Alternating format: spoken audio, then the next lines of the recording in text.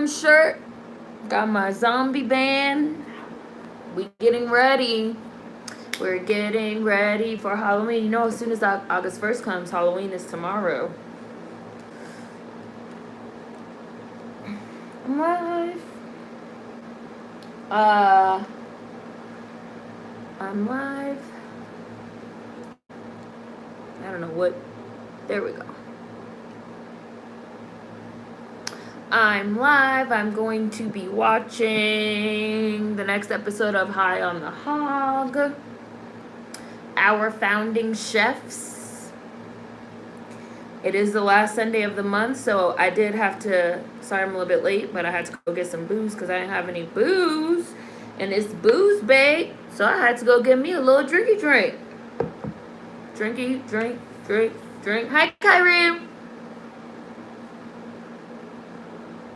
Hi, Kai. Hi, Cherry Man Gaming. I'm going to be watching the next episode of High on the Hog. Our founding chefs.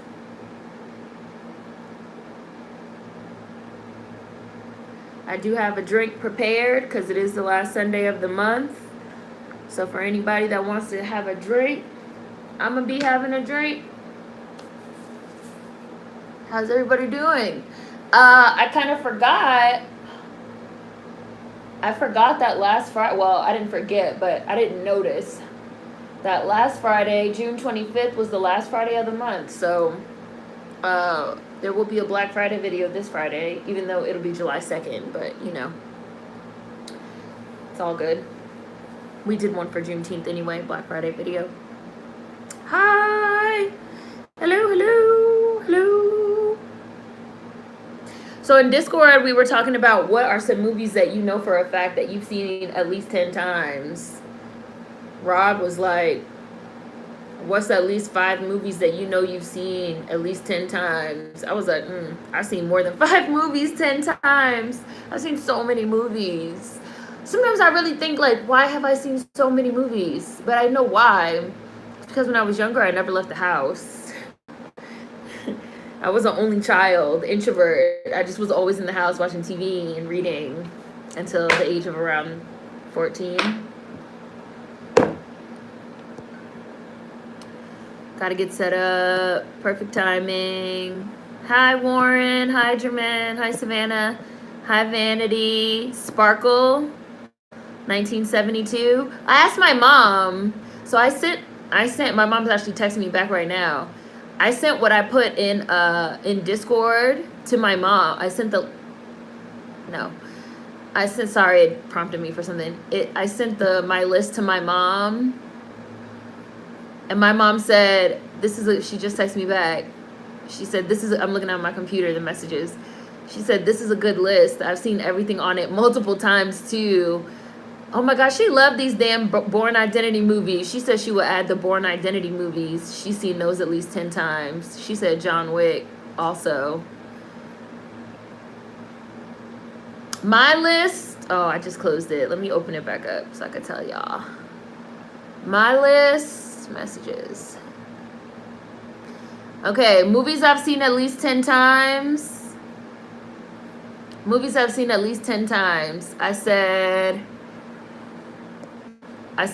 ATL, Fifth Element, Blue Street, Coming to America, Golden Child, Crooklyn, Roll Bounce. A lot of these movies I've watched for Beast Bake, so a lot of these movies y'all know because we've watched them. Or y'all have heard me talk about them. ATL, Fifth Element, Blue Street, Coming to America, Golden Child, Crooklyn, Roll Bounce, Gridiron Gang, The Best Man, The Wood, The Craft, Leap Year, Predator, the original Predator. That's my movie. Looks like a little lint. What else was on my list? Movies I've seen at least 10 times. The Matrix, of course. Lord of the Rings, Fellowship of the Ring, all the Harry Potter, Hunger Games, and Maze Runner movies. Hi. Panic Room, Eternal Sunshine of the Spotless Mind, Scott Pilgrim vs. the World, Alien Resurrection, I've seen at least 10 times. Iron Man, of course. X1 and X2, The Mummy 1 and 2, The Handmaiden, Man of Steel, Cloverfield, Star Trek, The Chris Pine one. Never Been Kissed, Ever After, Charlie's Angels 1 and 2, Center Stage, Sister Act 1 and 2, First Wives Club. Those were just like standalone movies that just came to mind that I know I've seen at least 10 fucking times. Beauty Shop, Kyrie.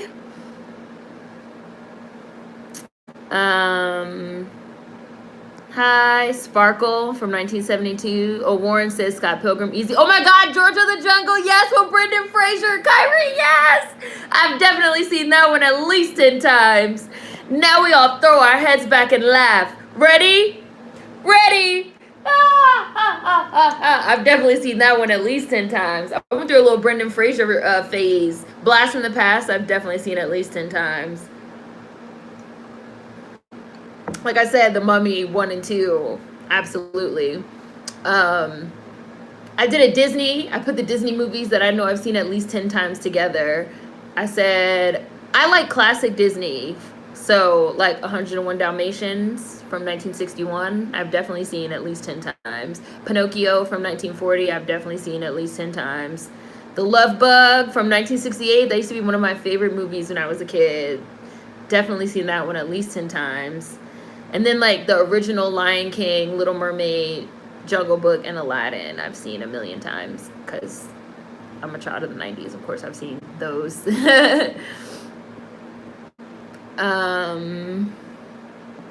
Eve's Queen said Eve's Bayou and Babs. I know I've watched each 100+ times.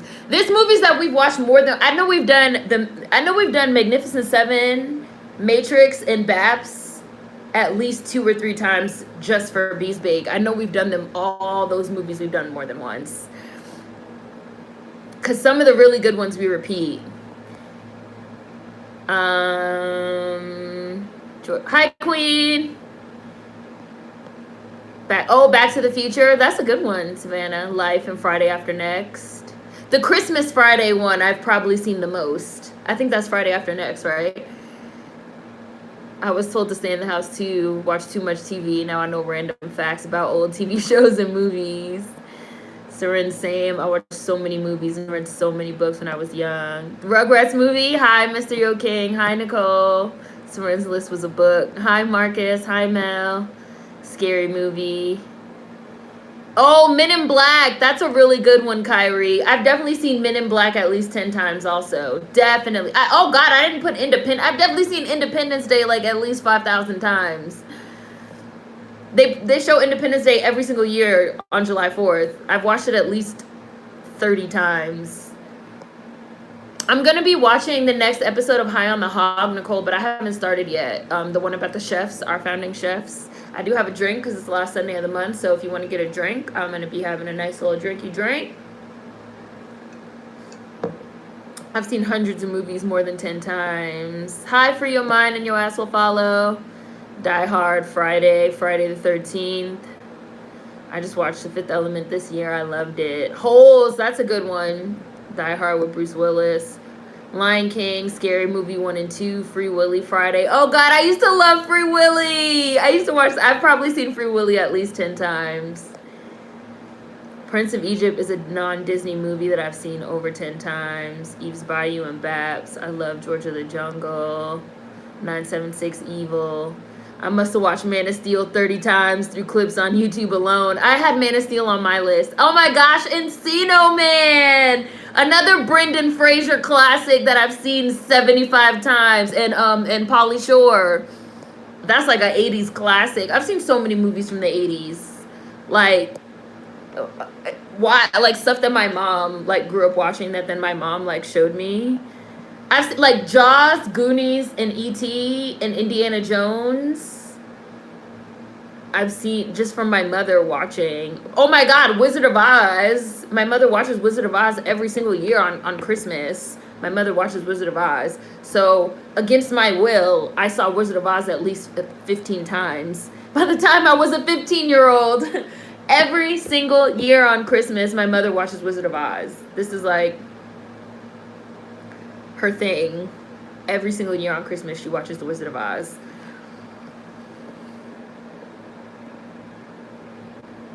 And the other one too, It's a Wonderful Life.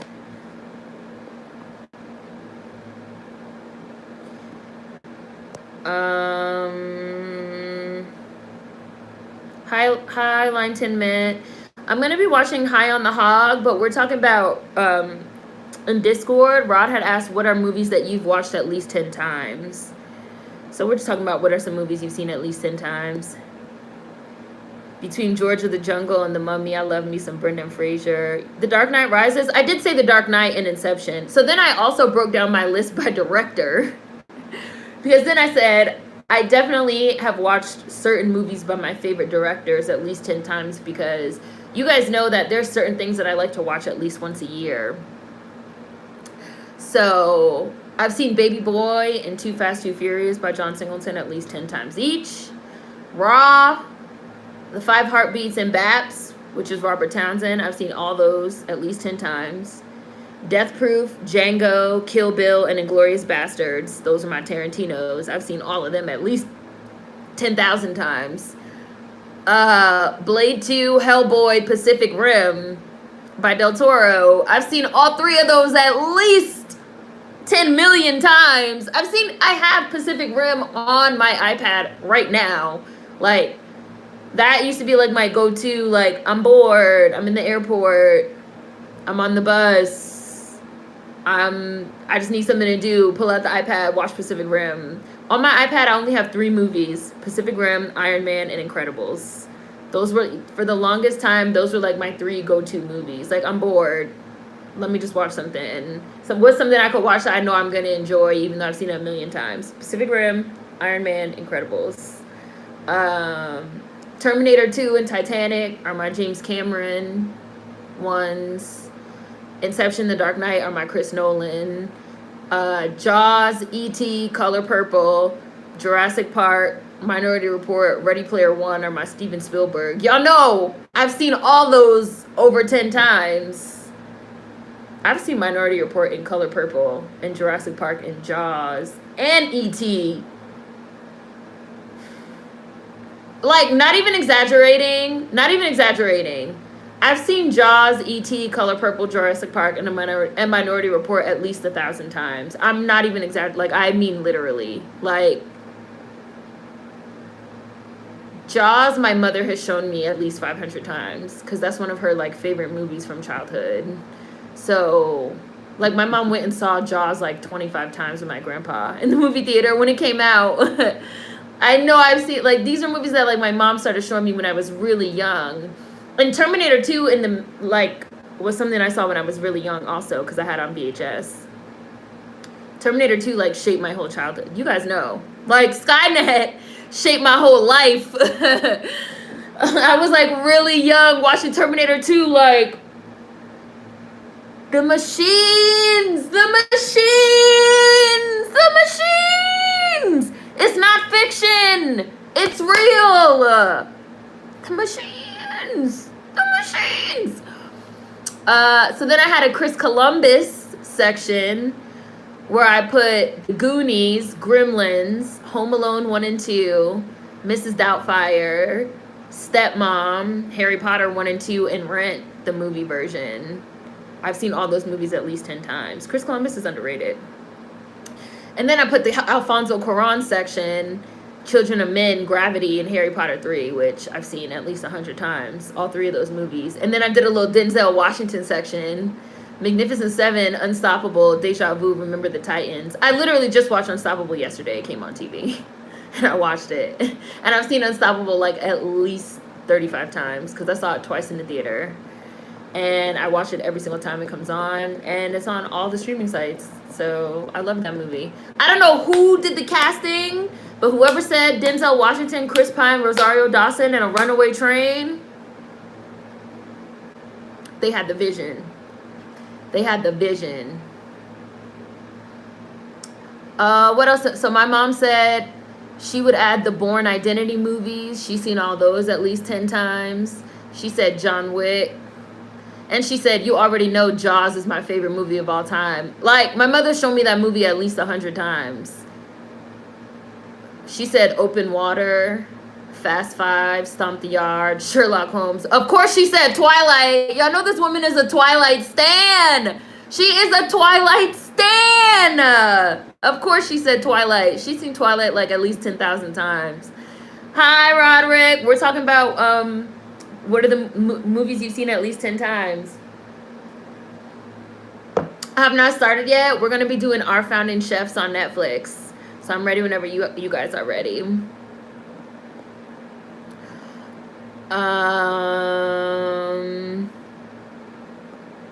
Let me see. Yeah, Friday After Next, that one. That's what I thought. We've watched Babs twice. We just watched it when Mickey passed away recently, and that was at least the second or third time that we've watched it. Hi, Marcy. Lilo and Stitch, Lion King, Dark Knight Rises, Sword in the Stone, Cherryman Gaming, Jaws, Jaws 2, Jaws 3, Jaws Revenge, Aristocats. Hi, Jasna. Hi, Line 10 Met, Hunchback of Notre Dame. Hi, Lex. Aladdin, Beauty and the Beast. I could go on and on. The Incredibles. Have Plenty. BET made sure we watch their films 10 times a week. German, I know I've seen Baby Boy at least 10 times. Because I know I've watched Baby Boy at least 10 times on BET alone. I know I've watched Baby Boy at least 10 times on BET. They might as well have turned that to the Baby Boy channel, because there was like a while when they were just like giving Baby Boy constantly. I had The Craft on my list, Nicole. Hi, Ori.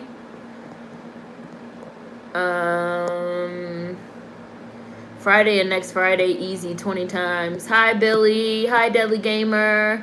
Don't Tell Mom the Babysitter's Dead. I've seen hundreds of times. I've seen that one a lot too. Ghost.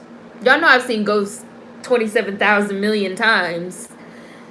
Jumpin' Jack Flash. I used to stand Whoopi.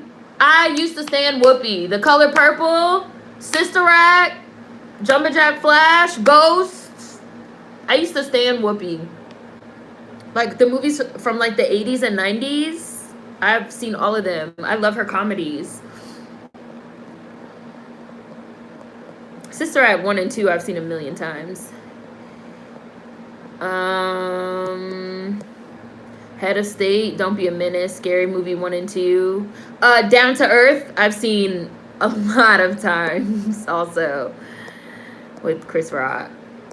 I've seen a lot of like stand-ups. Like I said, like Eddie Murphy Raw, Delirious, Martin Lawrence. Help me. Which one was that? Help me. Crazy, Deranged. A Lowdown Dirty Shame. Yes, Independence Day is my yearly tradition. Yes, this is the mac and cheese episode. Catch Me If You Can. It's one of my Christmas movies I like to watch. Yeah, High on the Hog, episode 3. Haven't started yet, Ori. We haven't started yet. Die Hard and Die Hard with a Vengeance. Oh, you jumped ahead and watched it? Rush Hour 2, I know I've seen at least 30 times. House Party 3, Lion King 1.5, Big Trouble in Little China. Oh, I know I've seen Rumble in the Bronx. I've definitely seen Rumble in the Bronx at least 500 times. That's another one that I used to have on tape. Rumble in the Bronx, Jackie Chan. That shit is dubbed.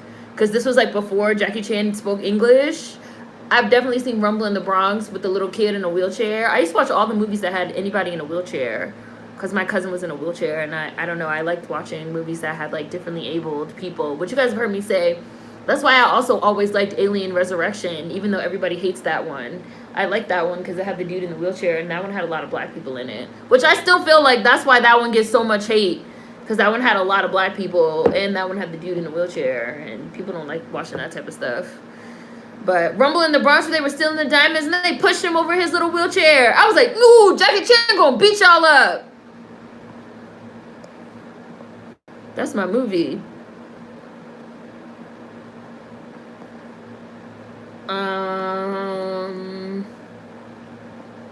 Let's see.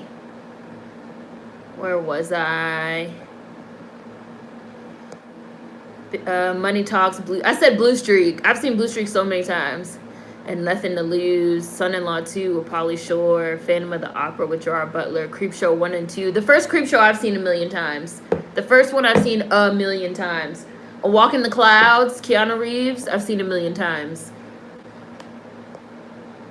I went through a strange phase of Mighty Joe Young with the Gorilla. And Charlize Theron? I've seen that one a lot too. That was like her first movie. Ooh, some cannabis-infused lemonade. Oh, somebody said The Wiz. I've seen The Wiz a lot. Gremlins. The Wiz is on heavy rotation in my house. Kill Bill 1 and 2. Catwoman with Halle Berry. I know you like that one, Nicole. Lion King, the first 6 Star Wars movies, the first 2 Spider-Man. Oh, yes, Spider-Man 1 and 2 with Tobey Maguire, I've definitely seen over 10 times. I said X1 and X2, also Ori. Men in Black, iRobot, The Dark Knight, Goodfellas. Anytime that's on TV, my day comes to a stop. That's how I am with Inception. I will never forget, they were showing Inception on HBO, like, on a loop, like, on repeat. They were showing it, like, every day at 1 o'clock. Like, every single day that week, I watched Inception when it came on. This is before when I was on Twitter. And I remember I, like, tweeted about it, like, watching Inception. And somebody was like, didn't you just watch Inception, like, yesterday? And I was like, yeah, it came on again. And they were like, and you're watching it again? I was like, yeah. And if it comes on tomorrow, I'm going to watch it again tomorrow. Like, yes, it never gets old. I will end Beast Bake and go watch Inception right now. It will never get old to me.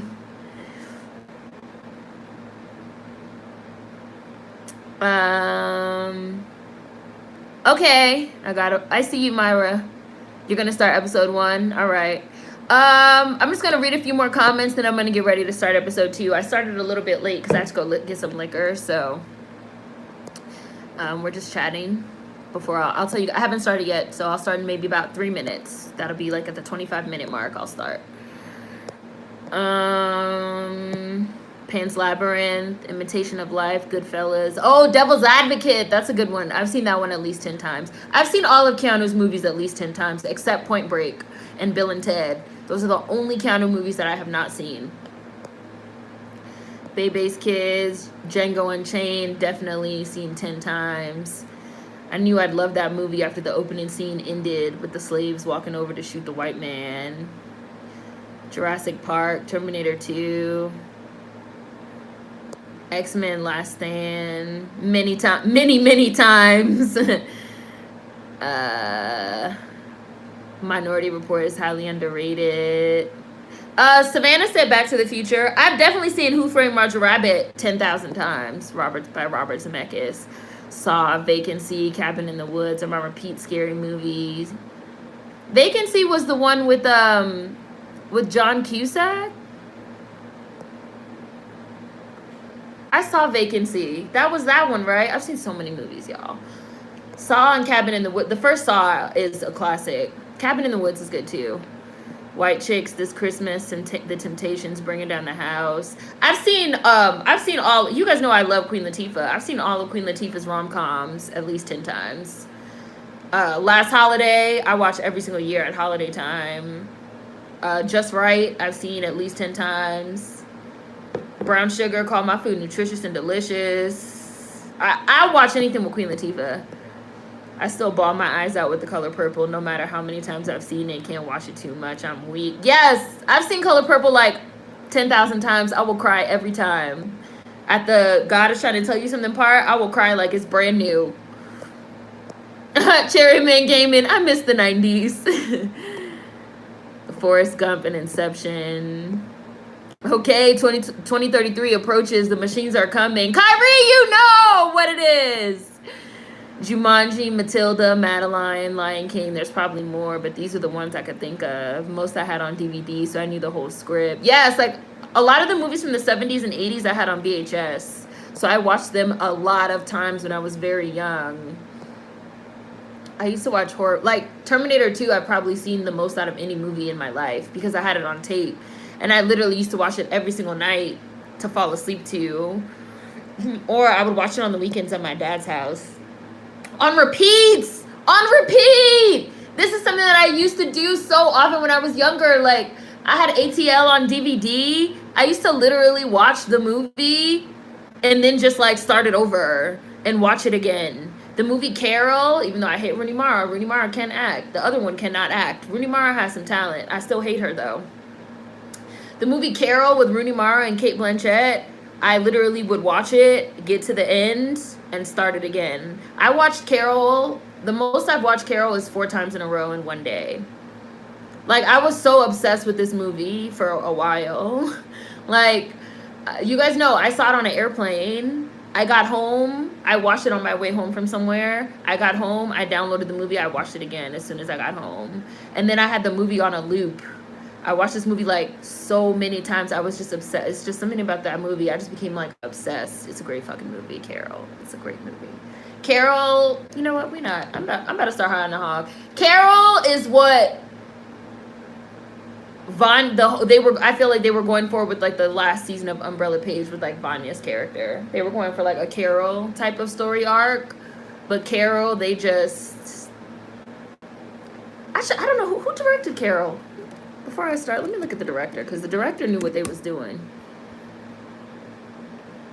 Who's the director? Todd Haynes. Todd Haynes. What else have you done, Todd Haynes? Oh, you did I'm Not There. I heard I'm Not There was really good, too. I never saw that one. Carol's great, though. Hi, Real Trini. Oh, I haven't even started yet.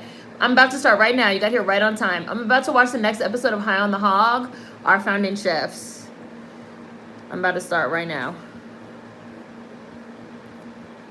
Play. Play. I push play. I just started. Child, this say The Legend of Hercules. This is how it starts with this white woman? I'm going to assume that's how it starts with this white woman. Bro! Oh, yeah.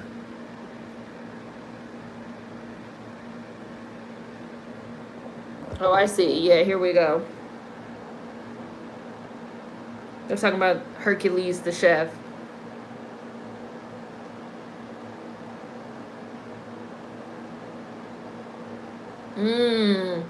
Oh, they're talking about his good. Wow. Oh, he would buy clothes? Oh, dressing up in fancy outfits? Oh, he was fly. Jiggy nigga. He would get dressed up and walk around town.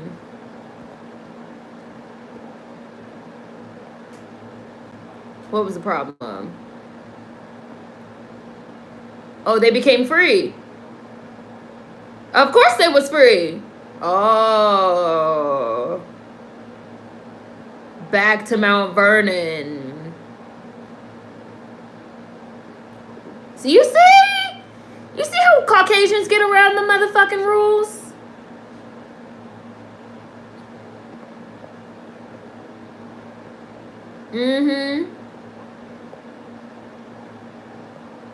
Back to Mount Vernon.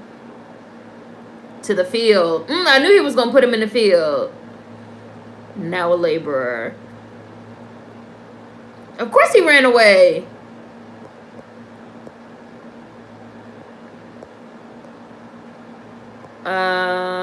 Where was I? I do like this. The way that this show comes on, it's really good. This is like a really good opening.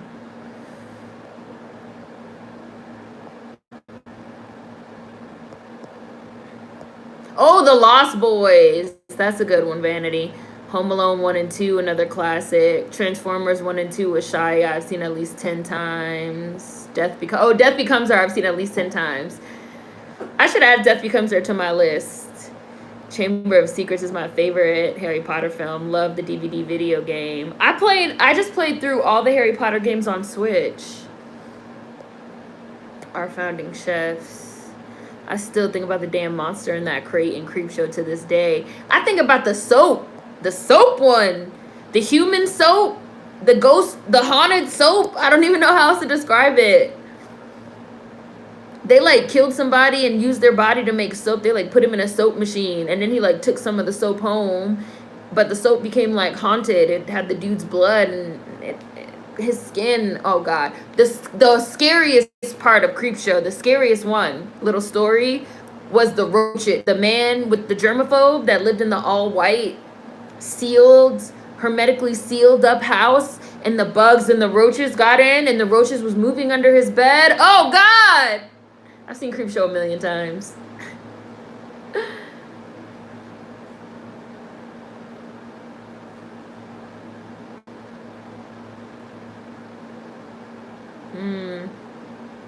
Yes, that was Creepshow is burned into my childhood memory. Emancipation was a gradual process. This is a lesson that people need to learn in 2021.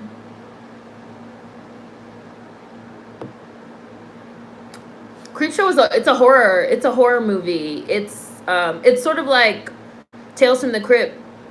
It's like vignettes, like anthology style, like little different stories.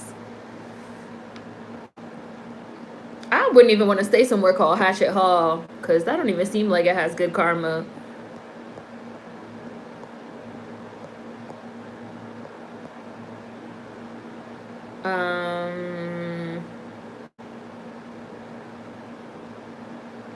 Let's see. Where was it? Hi, Eliza. He got his hand in the fire.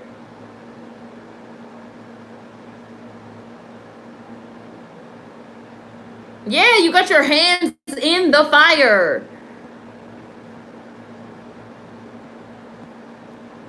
He don't got no teeth. That white man has no teeth.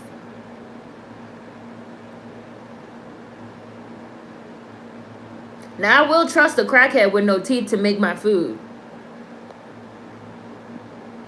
I mean, he's probably an ex-meth head because he's a Caucasian.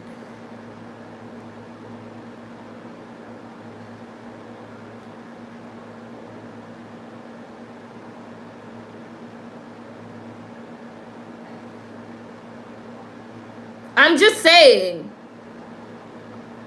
crackheads without teeth will cook you some good-ass food.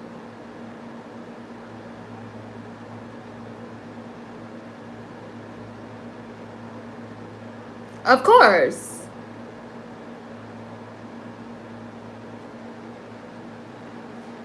So they're doing like Hercules dinners. Wow, they got like pictures of them and everything.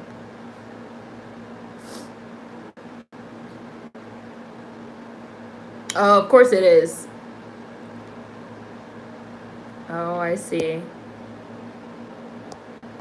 Hemmings and Hercules.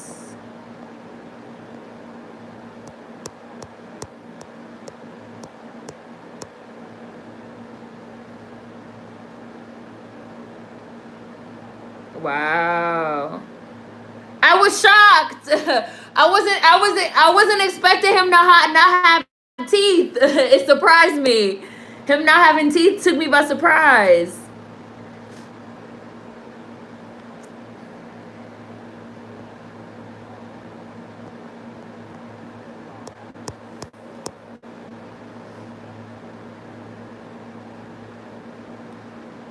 Hercules.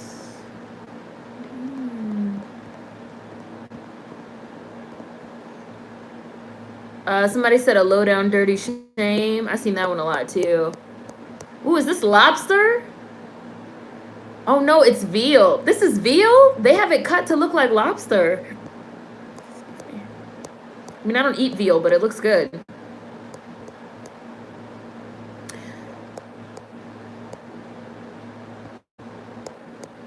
So good.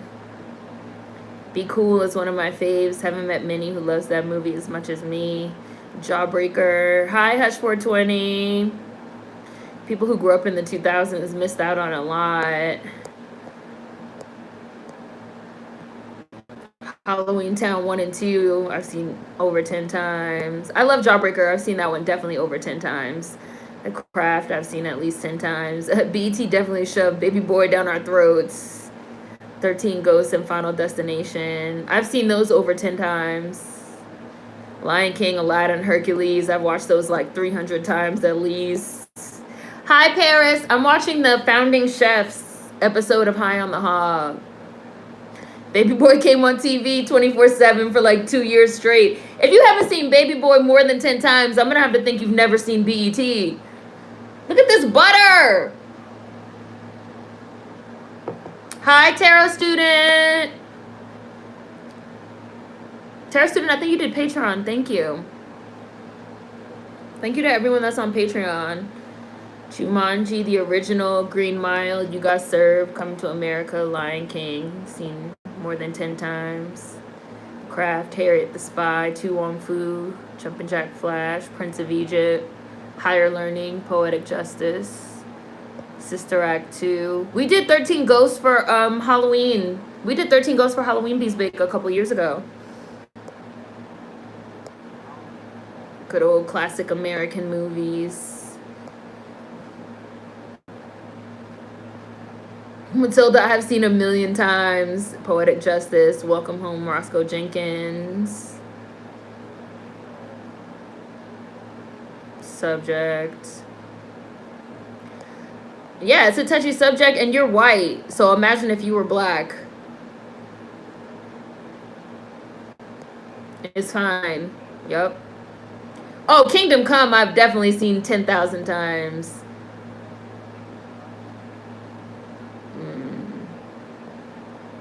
You So Crazy. Thank you, Rob Moore. That was the name of it. I can quote Love and Basketball line for line. What's the Martin movie where he went back in time and was a knight? Black Knight. We've watched that one for Bees Bake. We watched so many movies for Bees Bake. Any movie that has a black main character, we will watch. It's been like 6-7 years of Bees Bake. We watched so many movies that you guys realize. We watched so many movies for Bees Bake. That's how I know like several movies we've repeated. Oh, this is a gorgeous dish. Look at how beautiful it is. And like the yellow. I love a beautifully composed dish. I love food. Oh, it's like it looks delicious. Custard. I'd be like, I don't need the spoon. It looks beautiful. Beautifully composed and simple. The old classic, simple, beautifully composed recipes and dishes last the test of time.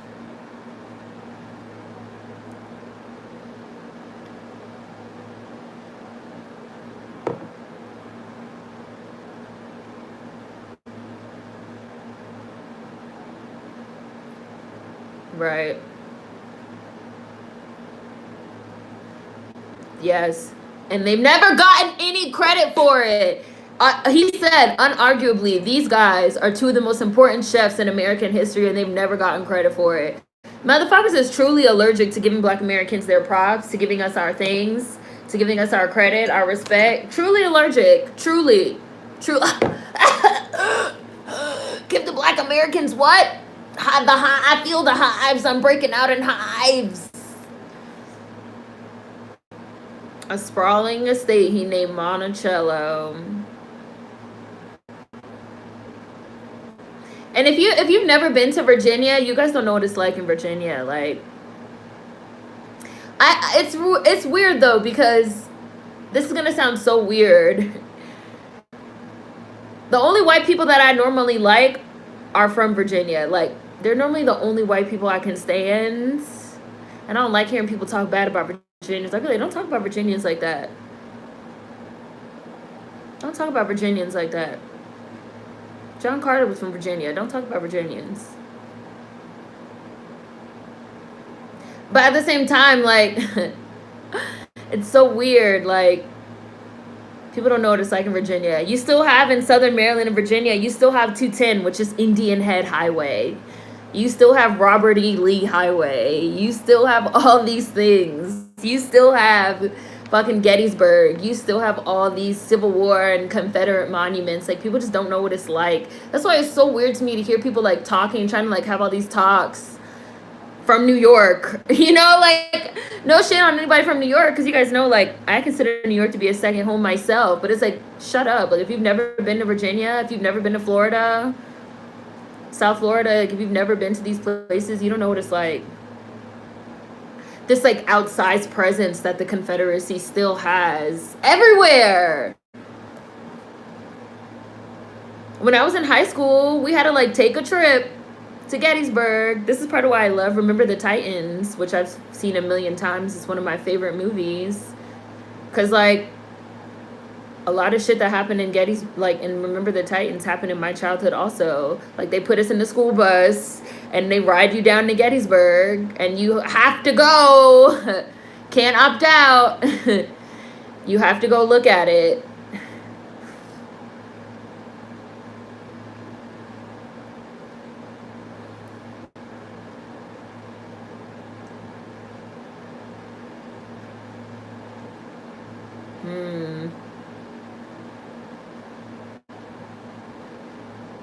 Wow.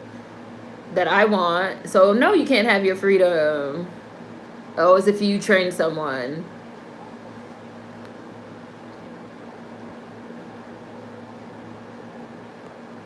To replace him. Wow. I wonder if his plan was to come back and buy the freedom for his younger brother. That's a horrible choice.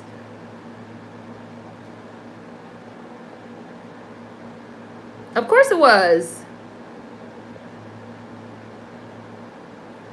Yep. Much beloved mac and cheese. Mac and cheese.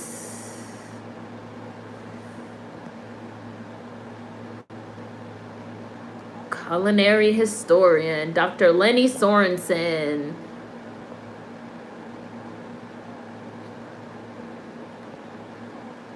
Where was I see. Sorry, I'm talking like this lady could hear me. I'm talking to the lady. I'm talking to the lady that's explaining everything. She's explaining to him how the kitchen works.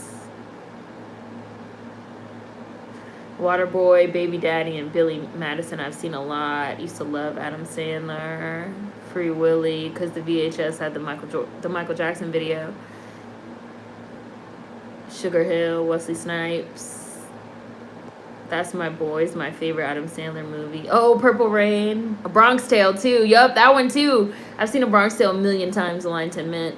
Big Daddy, I can quote. I watched Brandy Cinderella like it was my job and I got paid overtime. Skating movie. Are you thinking of The Cutting Edge? Because I've seen that a million times. Enemy of the State, I've seen a million times.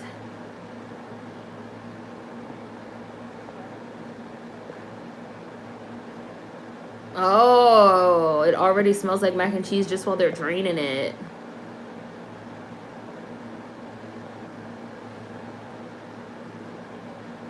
Every damn time Shug goes in that church, I start bawling. Wedding Planner with J-Lo. She did Ashanti wrong, but I can't let that or Monster-in-Law go. I've seen The Wedding Planner a million bajillion times. Like, Jennifer Lopez is so problematic, and it's so annoying because her rom-com, she has so many cute little rom-coms. Like, Wedding Planner, my movie. Not my new Gucci shoes. Monster-in-Law with Wanda Sykes and Jane Fonda, my movie. The Backup Plan, hilarious.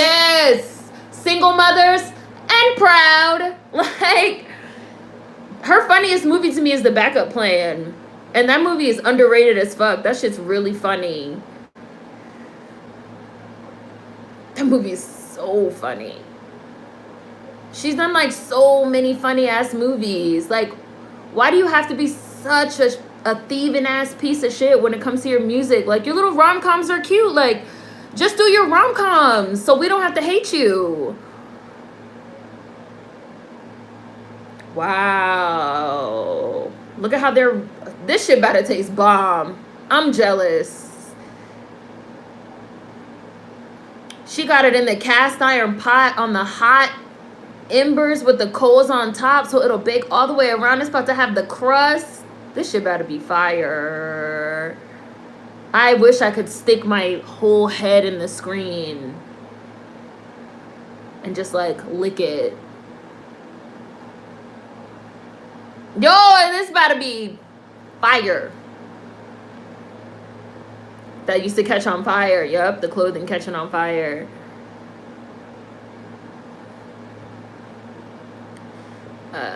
JLo's rom-coms are bomb, I won't lie. I'm always watching The Backup Plan. She's a better actress. Monster-in-Law is iconic. JLo, just do your rom-com. Stop playing white and Italian women.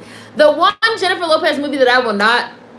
I haven't watched The Wedding Planner in a long time, but I've seen it so many times I don't have to watch it anymore. But I will not give up The Backup Plan. I will not give up enough with her beating that white man ass. These are just the two movies that I wish I could quit, but I just can't quit you. I wish I knew how to quit you.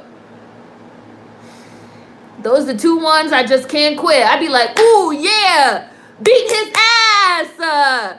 The Cell with Vincent. I also will not quit. No, The Cell is my movie too. The Cell, I will not quit either. The Cell, The Backup Plan, and Enough. Oh, hit me, Mitch. Hit me. I'm not going to hit you. Oh, but you could hit me when I was defenseless. I was like, what? Whoop that white man ass, Slim. I had to like disassociate. She wasn't JLo anymore. I was like, beat his ass up, Slim. Oh, but you could hit me when I was defenseless. I was like, kick his ass. Whoop that white man ass. Break into his house. Yes. Set his ass up. Put the paper, so when he put his hands in there, set his ass up. Set his ass up, Slim. Set his ass up. Enough is my movie.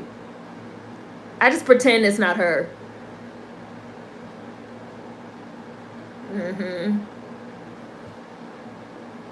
Whoop his ass on mothers.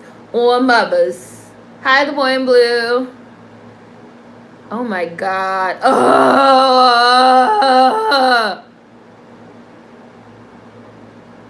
Y'all.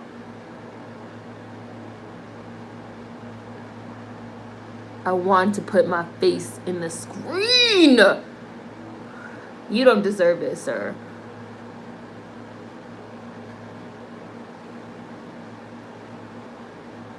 $200 years old and probably older. 200 years old that they know of.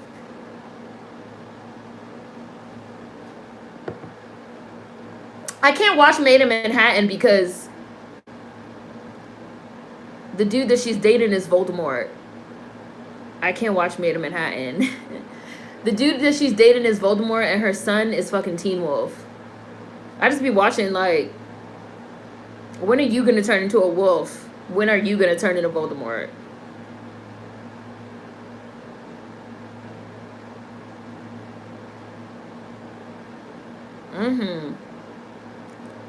She's like, I just want to see my people. Yes. Speak on it. She better tell it.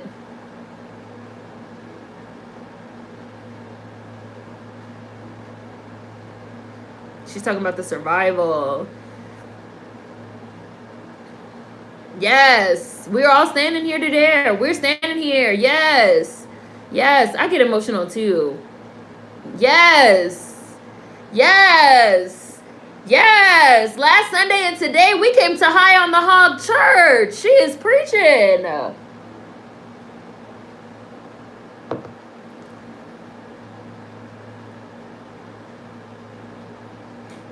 Yes, it's Ray Fine. The mayor was Voldemort. Yes, it's Ray Fine. Yes, it is. I can't watch Ray Fine in anything. Because he's fucking Voldemort. Just like Daniel Radcliffe keeps trying to act. Daniel Radcliffe, nobody wants to see you act in anything. You are Harry Potter. I'm sorry, you took the role. You have to deal with it.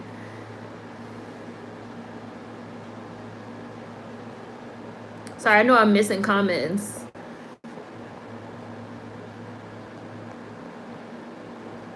So he did get freed. Wow.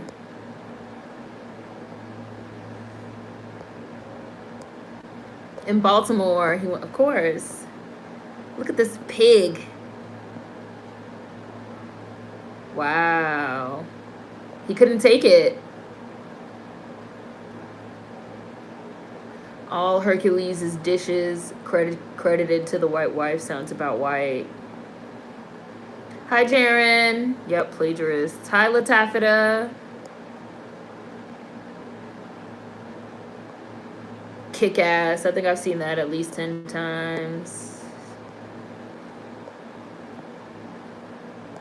These kitchens. Could you imagine how hot it was? Significant impact as always to this day. So much of the food in High on the Hog was cooked in a cast iron skillet. That's how I know the food was delicious. Oh, you need a time check, Marcus? I'm sorry. I know I'm so far behind. I'm at 23 minutes. I'm maybe halfway. No, I'm not even halfway through it. These aren't even crazy ingredients, but it's so creative. He had an amazing palate. Miss Washington got all the glory, and she didn't do a damn thing. My mom is Virginian, so I know. Mary Todd books need to have her name stripped from them. Absolutely. Jefferson was obsessed. Hi, Sketchnificent. I hate these Maryland and Virginia ain't the South combos. Like, have you been here? Mad racist, mad slave memorabilia and statues. No, they have not been here. Like, they have not been here. They have not been here. Obviously, there's a northeastern element of the culture as well, especially in cities like DC and Baltimore, which sort of shares a lot of culture with Philly, which shares a lot of culture with New York, which shares a lot of culture with Chicago. Those are sister cities. Yet it is very much, especially Virginia, it is very much, and Southern Maryland, it is very much the South. And like the Confederate presence is so strong. And like I said, people don't know. They've never been there. They don't know what it's like. I grew up in Maryland. We all take that trip to Gettysburg and Williamsburg. Yeah, you guys know. Like I went to DCPS. We had to take that trip to Gettysburg and Williamsburg. Go see it. And Southern Maryland is like very country. That's why all them Amish people live there with their little horse and buggies. Southern Maryland actually reminded me a lot of Memphis. A lot.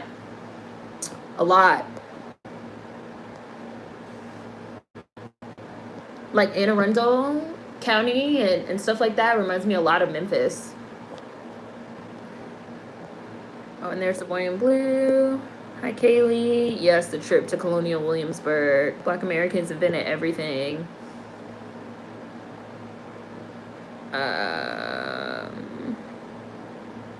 You know that to this day, white descendants refuse to acknowledge the Hemmings descendants despite DNA evidence. My mama cooking baked mac and cheese, barbecue neck bones, and greens right now. Can't wait to eat. Yes. It's so weird. I'm like, Frederick Douglass was born a slave here in Maryland. What are y'all talking about? So was Harriet Tubman. People want Maryland to not be the South so bad. People want Maryland to not be the South so bad. Like, there was slavery there. I'm sorry. I know the white people there want to think that it's, I don't know what they want to think it is. They want to think it's Canada or something, but it's not. Even New York, like, even up in the north, there was still slavery. Everyone's living in denial. The Honeysuckle Project.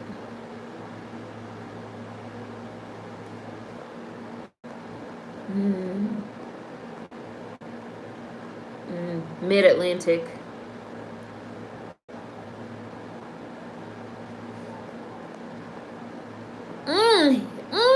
Sorry, I eat oysters. I'm sorry. He had the knife.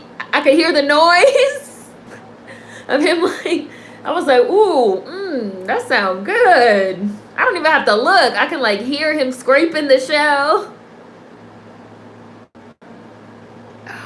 I can't watch High on the Hog. I love this. This is like performance art of him reading this recipe. It's art! It's art!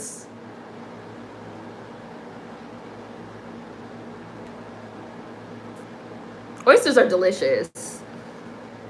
I don't know about y'all. That's more oysters for me.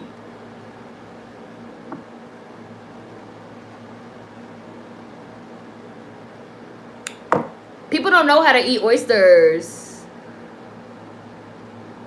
You're supposed to just toss it back. People make a mistake of trying to like cut it up and like chew it and then be like, ew, it's gross. No. Oysters. Put a little lemon. Put a little sprinkle of salt. A little, hit it with some hot sauce. Toss it back.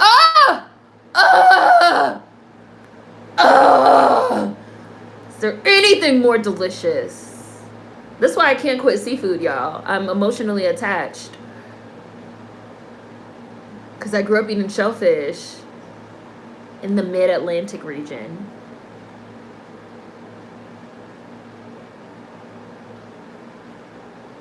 More oysters for me. That's fine. Yeah, thank you, Vanity. It's the lemon and the hot sauce that set it off. They don't know. They don't know. Like I said, you put the little sprinkle, the very tiny little sprinkle of salt, the lemon, hit it with the hot sauce and toss it back. Nothing better. People don't know how to eat them. Now, I don't know if I'd eat oysters from a hot dog stand, what he just said.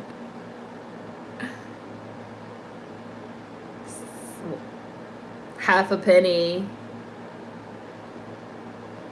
Yeah.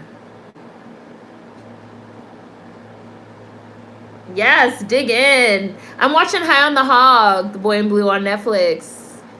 I'm watching the 3rd episode, I think. This is the 3rd one. Our founding chefs.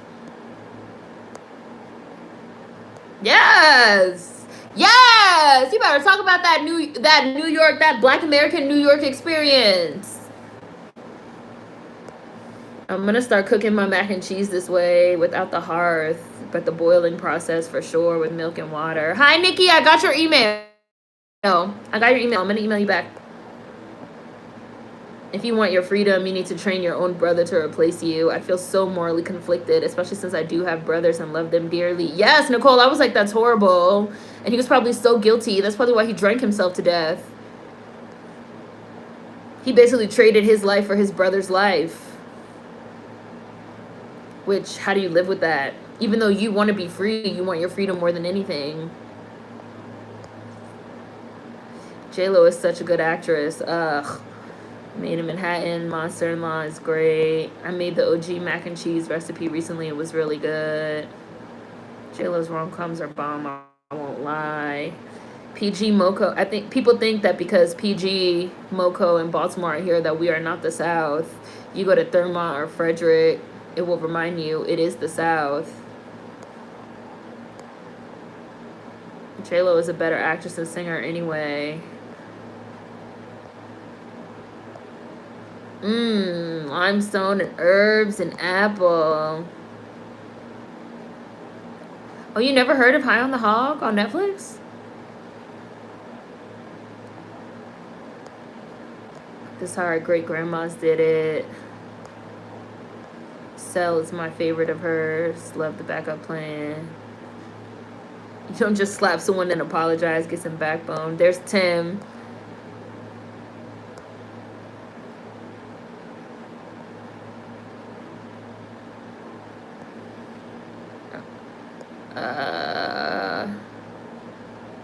Not the Brokeback quote.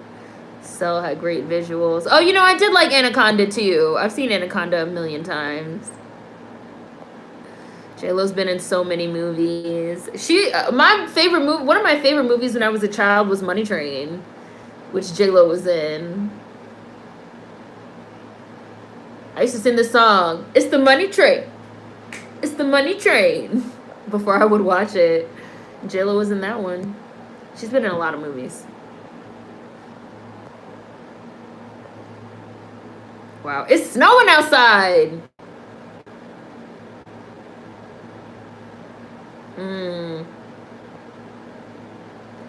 He's talking about how he learned about Oyster. Yeah, so Oyster seemed to be only for white folks.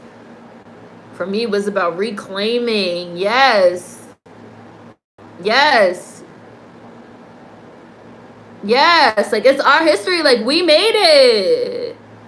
Yes, and Thomas Downing is 100% responsible for that. Let them know.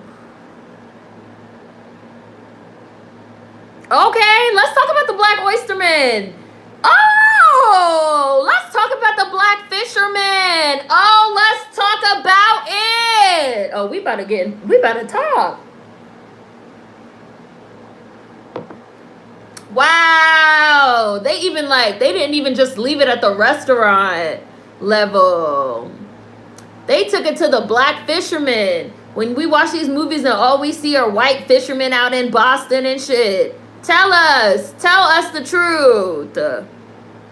Tell us the truth about the black American fishermen that were supplying the world with oysters. Yes, tell us the truth. Ooh, show us the motherfucking pictures.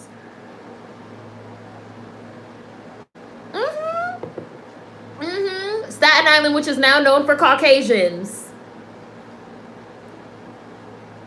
Talk about it. Talk about it. Talk about it. Oh, this show better win all the motherfucking awards. I mean, you know we don't care about awards. But if this shit doesn't win all the motherfucking awards, y'all really know this shit is fake.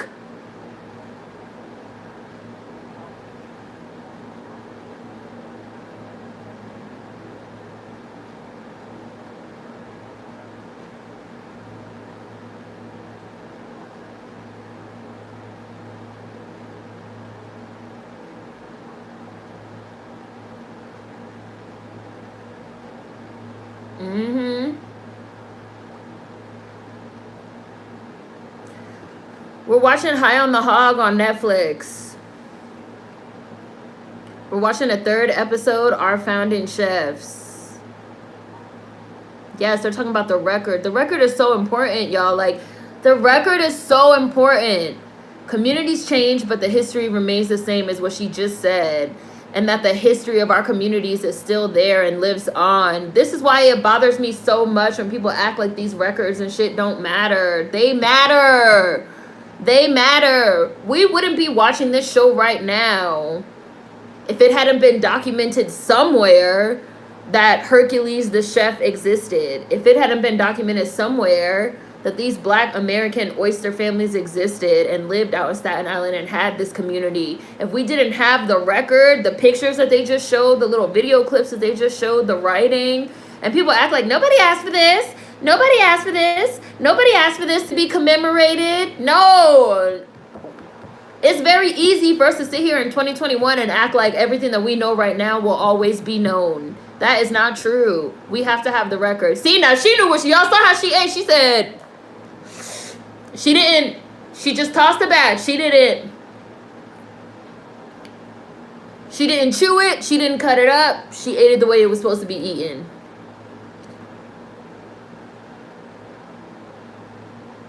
Like, the record is important. It matters. This was definitely filmed before COVID. They do say that oysters raise your libido. They do say that. They do say that.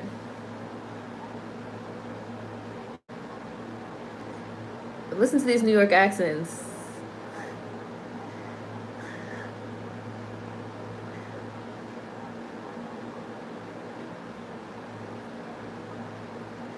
Look, see, throw it back. Look, they talk about how you eat it. You gotta throw it back. Throw it back. Don't be scared. Don't be scared. Don't be scared of it. Don't be scared. I mean, they don't got the hot sauce on it. Throw it back. Throw it back. Do it for Brooklyn. Throw it back. Like a shot. No, don't chew it. Yeah, it tastes like the ocean.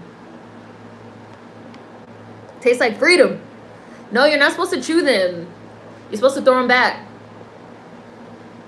It's almost like wine or like I said, like a shot. You're supposed to throw it back. So with wine, you know how you take your sip of the wine and then you're supposed to have like almost like an aftertaste of the taste. It's sort of almost like a blooming flower, like and then you be like, you take your sip. I taste this. I taste that. This, that, my flavor palette. That's how you're supposed to eat an oyster. You're not, people chew them, and then they'd be like, ew, they're nasty, they're chewy, they don't taste like anything. That's not how you're supposed to eat it. You're just supposed to throw it back. The lemon, The little bit of salt and the hot sauce is what brings out the flavors, the freshness. That's why they have the hot sauce. It looks like they have some other type of sauce there too. You're supposed to toss it back and then have the taste of it. Not like...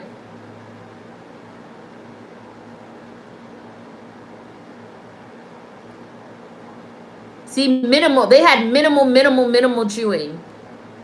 5 seconds or less. See how they're putting the different stuff on? You put the different stuff on it, and then you toss it back.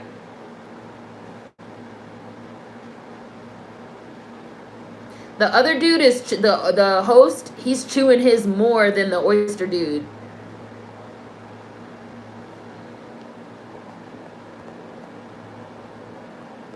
Oyster cart. This girl's earrings look real familiar.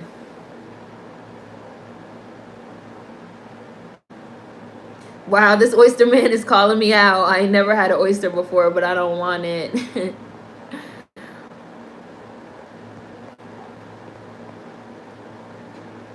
Yes. Yes. Yes. He's talking about how we're familiar with shellfish, but we're scared of oysters.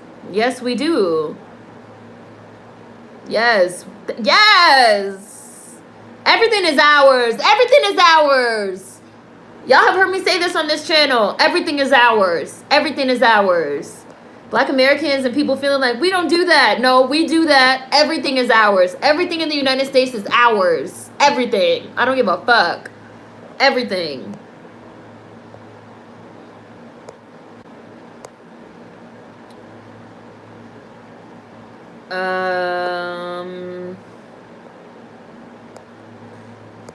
Let's see.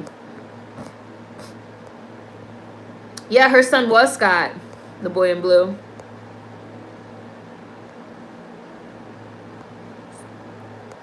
I get emotional every time I think about our ancestors. They represent the very best of America. Even without makeup, Ray Fiennes looks evil. Okay. Lauren. I didn't know that catering was started by African Americans. We started all this shit.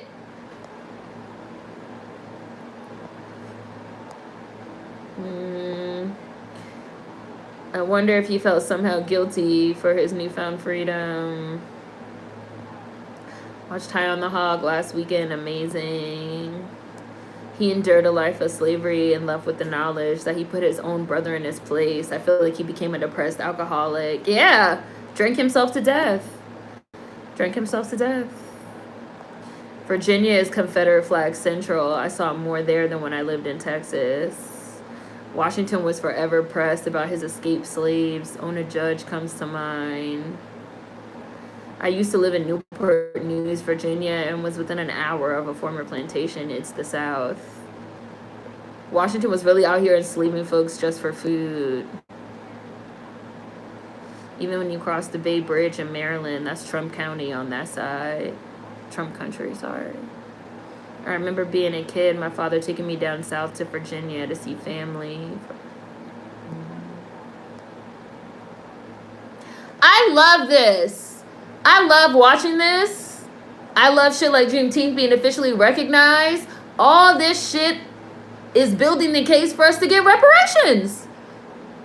Like, oh yeah, y'all watched High on the Hog, right? Black Americans created everything.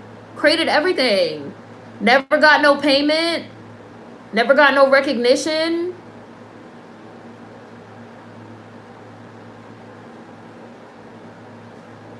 Reparations. Here's the proof. We're literally watching the proof as we watch this show. Reparations.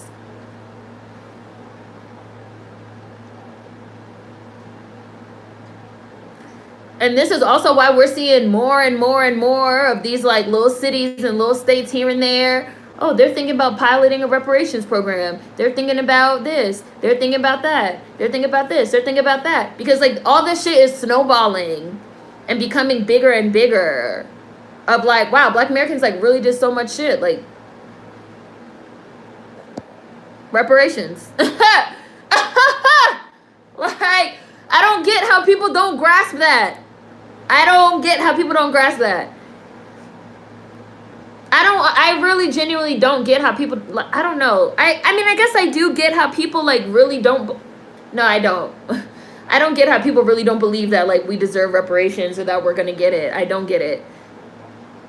Anytime I see anyone, especially Black Americans, being like, well, I don't think we should get reparations, or I don't think we're gonna get reparations, I just be like, I don't know how you can believe that. You are delusional.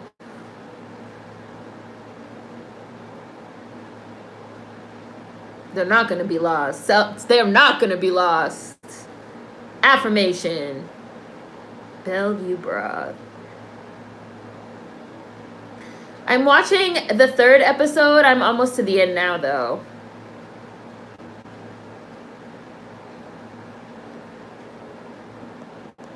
Whipped cream.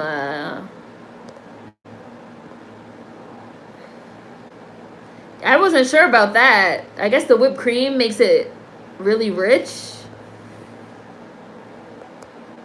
Density. But without the butter, yes. Because the whipped cream, yes. I love hearing niggas talk about food. It is my favorite thing. Y'all know I love food. I'm a food historian also. Like, I do food writing. I love seeing Black people with food.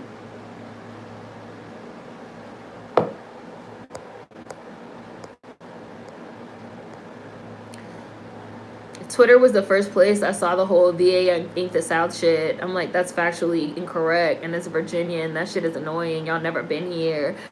Tim, did you see those reports about University of Richmond? They found them dead bodies. It was like built over a cemetery. Did you see that? Maryland is below the Mason-Dixon line, and I've said they also love saying slavery was only in the South, which is not true. They had slave auctions in New York and Baltimore. I don't get it. They're finding unmarked children's graves in Canada, too. All these folks live in denial. Seren is ready to eat.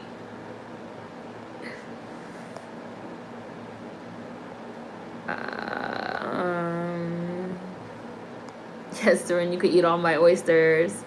We eat fried oysters on Christmas morning every year. I don't know if that's a BA tradition or just tradition in my family. It is a BA tradition because you are a Black American. It's a tradition in your family, and you are a Black American. So I'm sure that tradition came from somewhere. Some lemon in the hot sauce that set the oyster off. I got your email, Nikki. I got it. I'm going to email you. I will hurt myself with some oysters with some lemon. Forget about it. Marcus says, okay, Marcus, okay. You ate like 50 of them. I'll fuck up a crab and some shrimp. I grew up on seafood, and oysters are probably my favorite. Oh, the Virginia ham classic. Oh, man, some greens. Oh, they put the vinegar. Oh, God, they're going to have crab salad.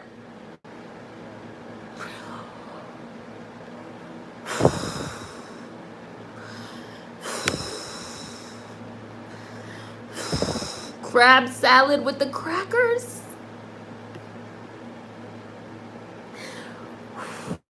Crab salad with the crackers with the little sprinkle. The little sprinkle. The little sprinkle of the seasoning on top. Ooh, it looked like a deviled egg. Ooh, I'm gonna cry. I'm going to shed a tear.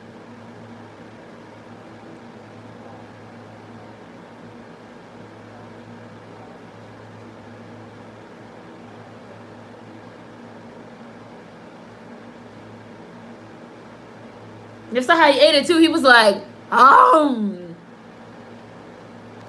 with the collard greens, the dandelion greens. Everybody's like,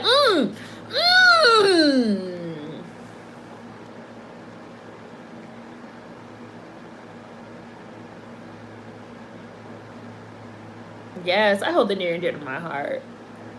Hi, freaks and weirdos. We're watching High on the Hog. It was really like I felt the little tears. As soon as I seen the crab salad with the little, I was just like, I don't think it was Old Bay because I don't know if they eat Old Bay in Philly. But in my city, that would have been a little Old Bay. Oh, super chat. Thank you, Nikki.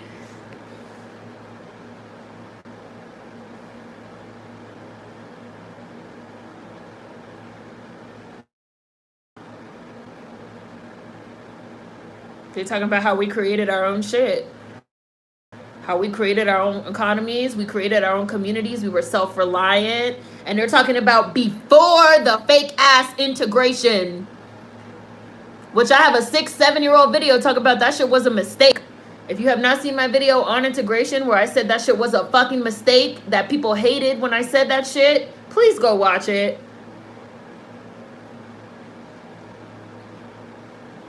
I really like this dude's vibe. The chef. He makes me feel calm and relaxed and comfortable.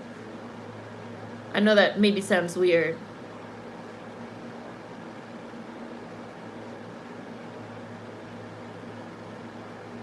I want him to cook me some food.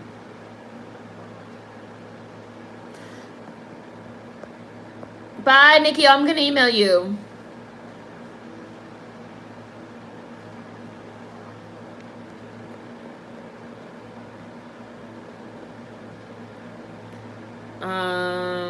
Where was I? Oh, Scotch bonnet.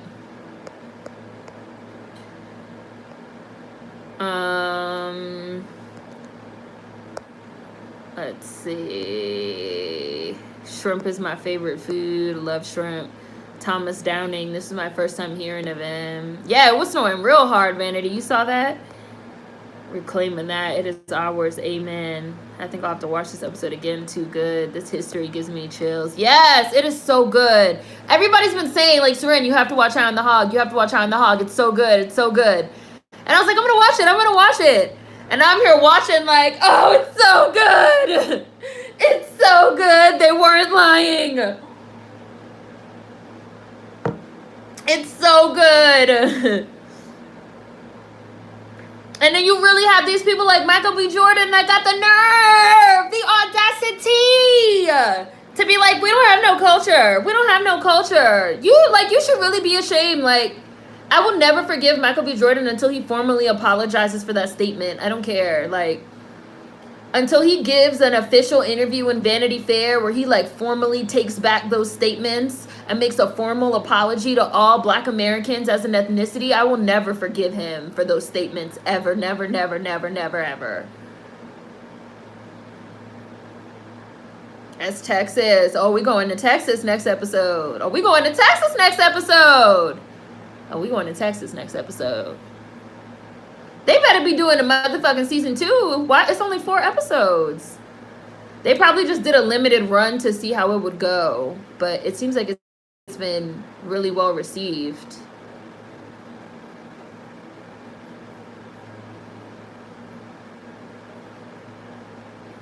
We're going to Texas next episode. Okay.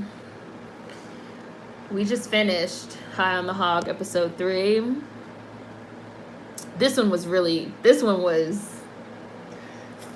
I love the last one too, but for me, being from the mid-Atlantic, this one was the one. This one was the one.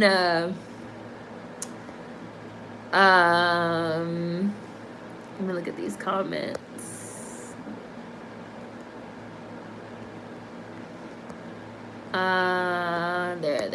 There. The history gives me chills. We had whole communities. We used to be the fishermen, the farmers, and the cowboys. That's all us. Everybody would have starved. It's only 4 episodes. High on the Hog on Netflix. They try to act like Black Americans weren't fishermen, so they had enslaved people do every other job but fishing. Sounds weird. Recording matters. That's why these white people are still trying to get rid of the records that they have. Rewriting of history happens a lot. A lot of this generation is all based on opinions, not facts. It's crazy. Yes, you got to swallow it whole. We would sit outside in the summer throwing back oysters. Wow, this oyster, oh, Nicole, this oyster man calling me out. I never had an oyster before, but don't want to try it. I love how we find these subsections and little pockets to just explore ourselves. I should have tried oysters being from Maryland, but alas. They were talking that shit. Did you watch it, Tim? This episode was really, really, really good.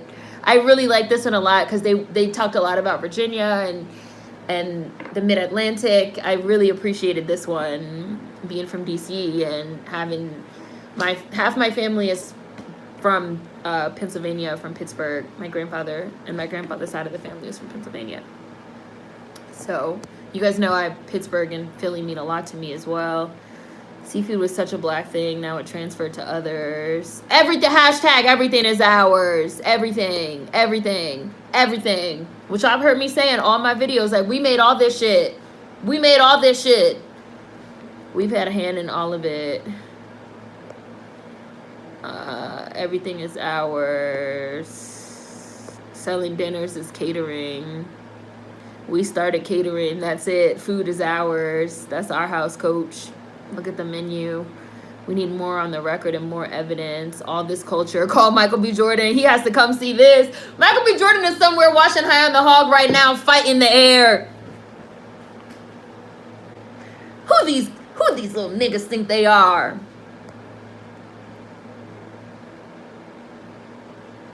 Yup, and still getting their land taken away by a fucking highway. Give us our land and money back. Oh, Never Caught by Erica Armstrong Dunbar. Screenshot. Great book about Ona Judge. Thank you. Exactly. This is literally an invoice y'all owe us. I love this community dinner aspect. I believe next episode is about Juneteenth. Shut your mouth is my response to reparation oppositionists. The question I have, why don't you want to believe we're getting reparations? Yup.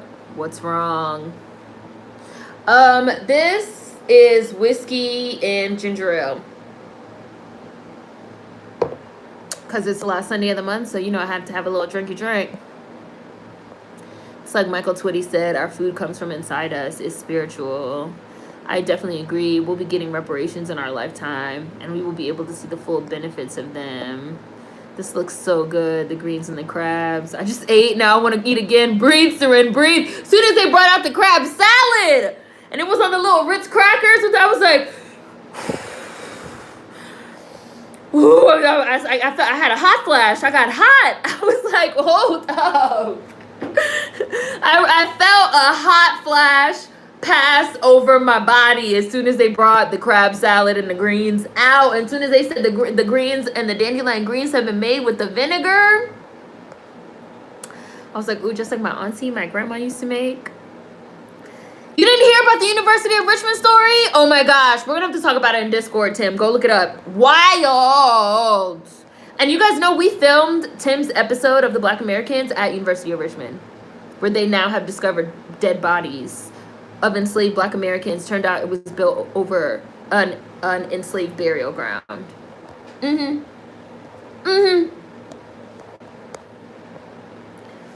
cooking my future kids all of this.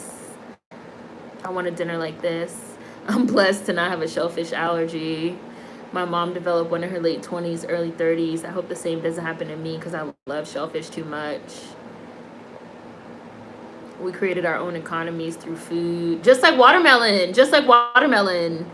Literally just like watermelon. They need to come back and do a High on the Hog episode about watermelon and educate these fools. Even though I am planning on doing a video on it. Like, we built economies through certain things that then white people came along and racialized and stigmatized. And, like, so many Black Americans have adopted this racialization and this stigmatization and this inner shame. I refuse. I reject that notion. The dissonance, the blatant contradiction really blows my mind. Like, we were slaves. We literally did everything for whites. We have every skill under the sun, but we're supposed to be lazy good for nothings. Oh, we became lazy good for nothings as soon as we wanted to get paid. All of a sudden, we became lazy motherfuckers that didn't want to work.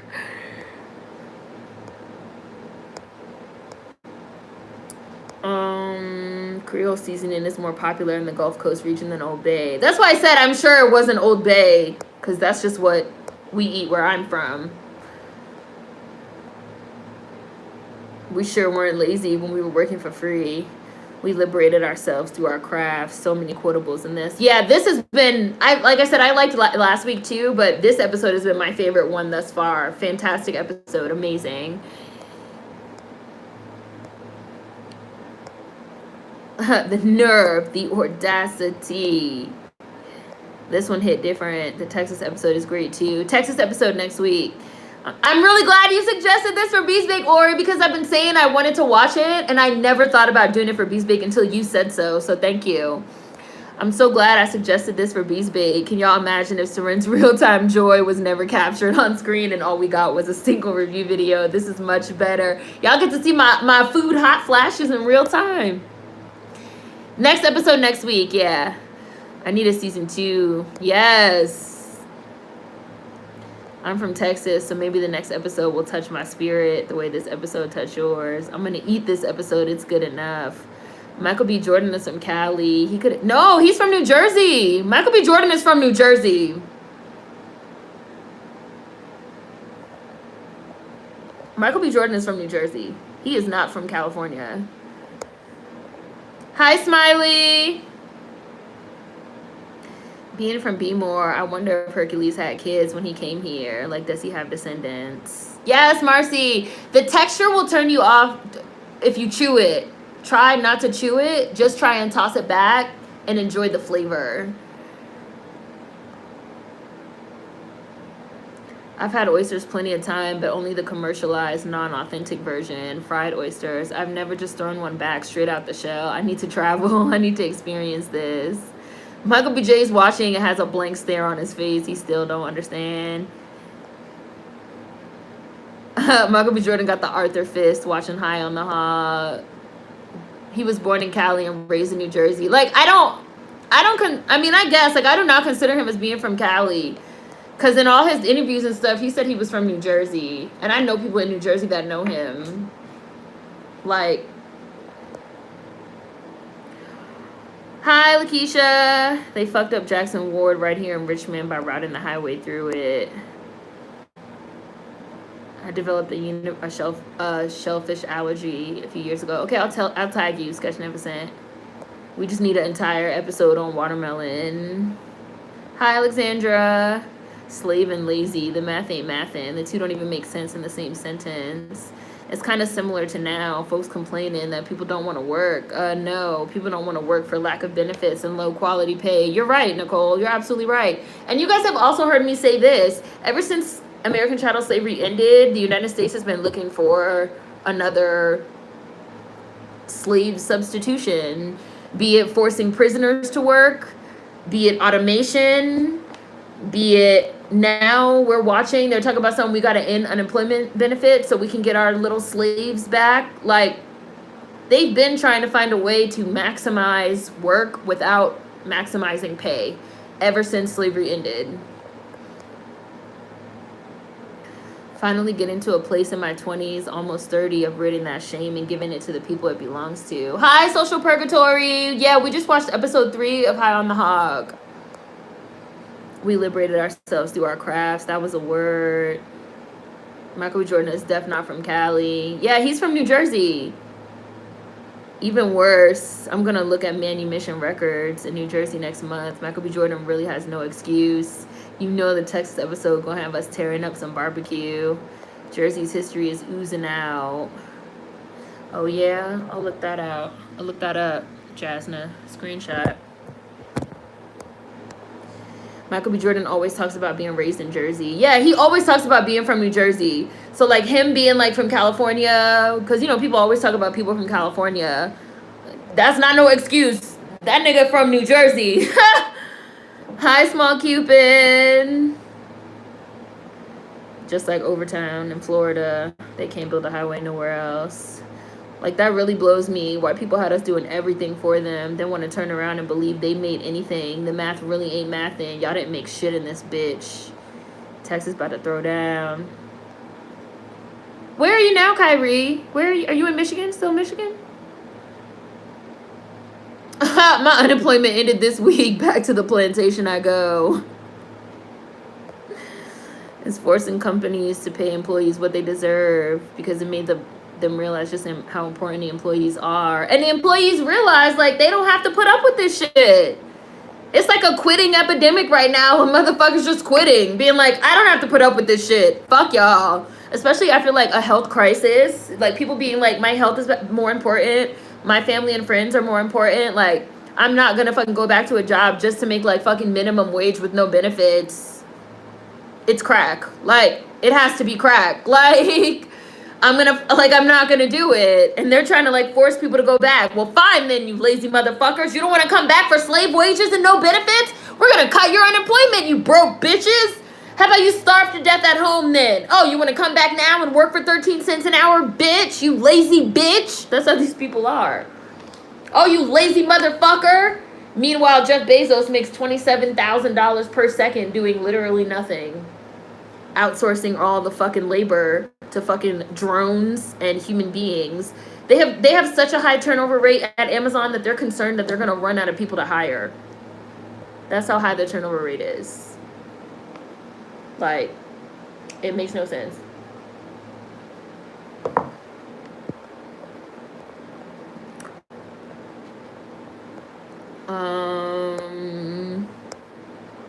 Like, wow, you don't want to come fucking kill yourself in an Amazon fucking workhouse? I don't even like calling them factories. It's really a workhouse, like the old fucking pre-industrial revolution workhouses of the fucking 1800s. You don't want to come work in the fucking workhouse, bitch?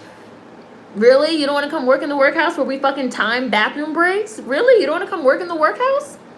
Okay. You're lazy. You're just lazy. Like, no. People are not lazy. You are greedy pieces of shit. Charles B. Jordan is a mess. Yeah, before you can leave. Are you going to go back to Texas, Kyrie, or are you going to stay there? Like, if unemployment pays more than the job does, what does that tell you?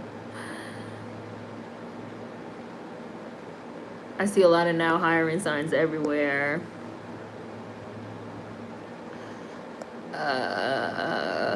Low-key, I'm trying to put in my 2 weeks in August after I get the last of my medical appointments. My job sent an email stating they might implement a hybrid work style. I really don't want to go back to the office. A lot of people do not want to go back to the office. They don't even feel comfortable. They don't even feel safe. I work at one of the biggest work sites for my employer. It is a workhouse. That is a good description. Wow, we're eventually getting to the point where everybody's been hired and fired from Amazon. We really are. You guys can look it up. It's been like a lot of talk in the news recently that they're starting to run out of people to hire. They have a turnover of over 1 million people a year. Amazon hires and fires, or they have temporary workers in their workhouses, on average, 1 million people a year.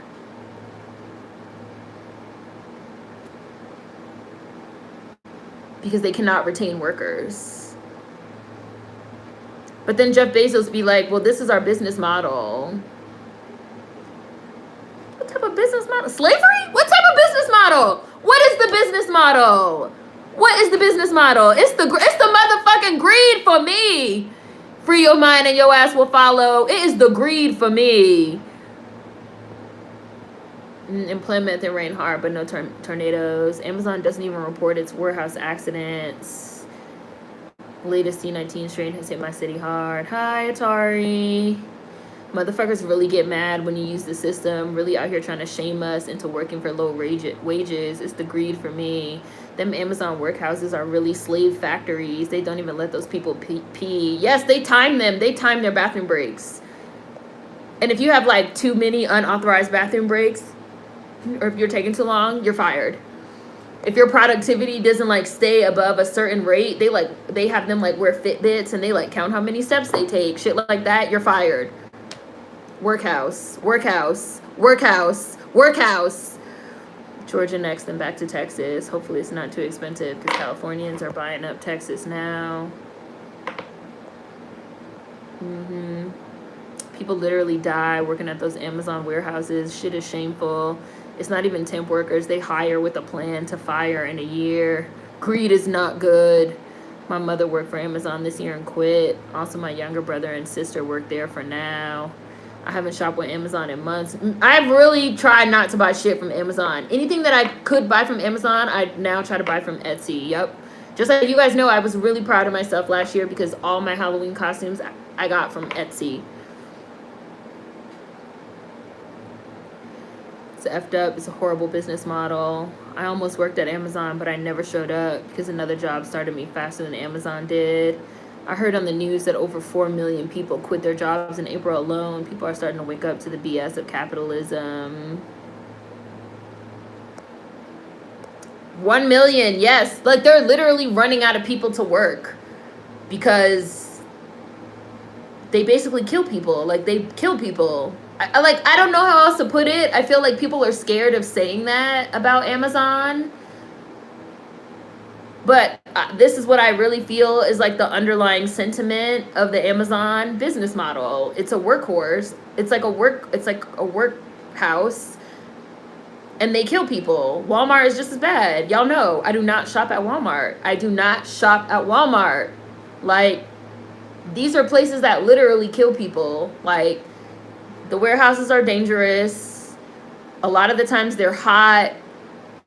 They don't report injuries. They don't report problems. They literally have you on a Fitbit monitoring, like, your bathroom breaks, monitoring how many steps you take, monitoring, like, how much shit you're, like, packing and, like, putting on the assembly line. Like, they literally kill people. People die. People get worked to death. People drop dead from heat exhaustion. Or they're starving. They're broke. They have to, like, sleep in their cars outside. Or, like, this was actually something that they did show in No Man Land. Amazon, like, opens up spots in, like, trailer park, campground, like, places for workers. Because, like, so many of their workers, like, live out of their cars and, like, live out of campers. That, like, they go to the place and they'd be like, oh, I'm going to be, like, a worker for Amazon. And they'd be like, oh, okay, like, pull your little RV around. Like, this is literally the business model to kill people. Like, to kill them or to just, like, keep them super broke so that Jeff Bezos gets to, like, pocket all the money, all the profits. And they're running out of people because they're killing people and people are quitting and don't want to work for them anymore.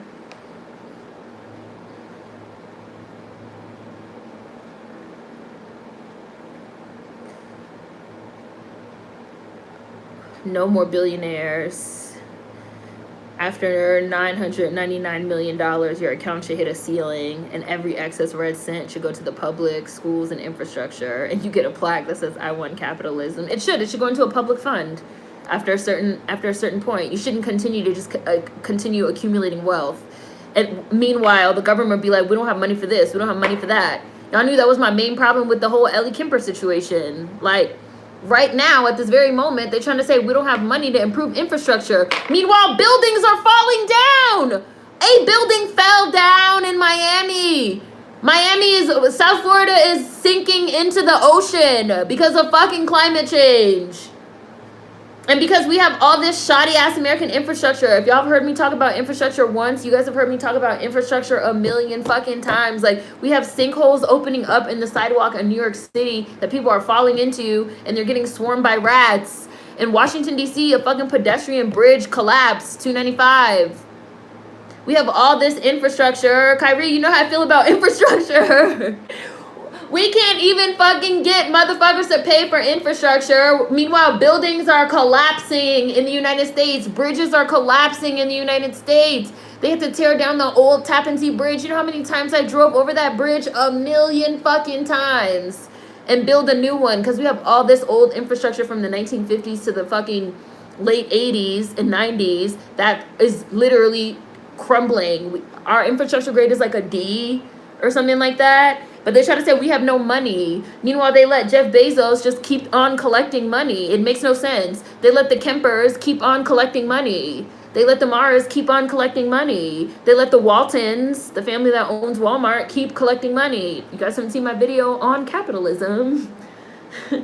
Or my videos on all these people that I'm talking about. Go watch them. Once you get to a certain point, 999 million or whatever, like Ori said, the money should go into a public pot and be used for the public good.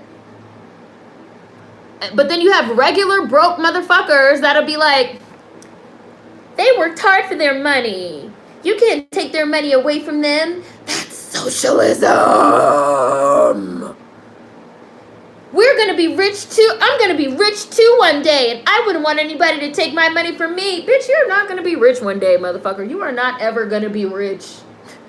Like, I hate seeing regular people going up for rich motherfuckers and landlords and shit. You're never going to be fucking rich. And they don't need it. And meanwhile, we have buildings literally falling because they try to say there's not enough money. Meanwhile, these people are allowed to hoard wealth. Like, again, you guys know this is how I got into activism. Was fucking anti-capitalism shit. Like, I can't deal with it. Like, my anti-capitalism politics came first. And it's still relevant.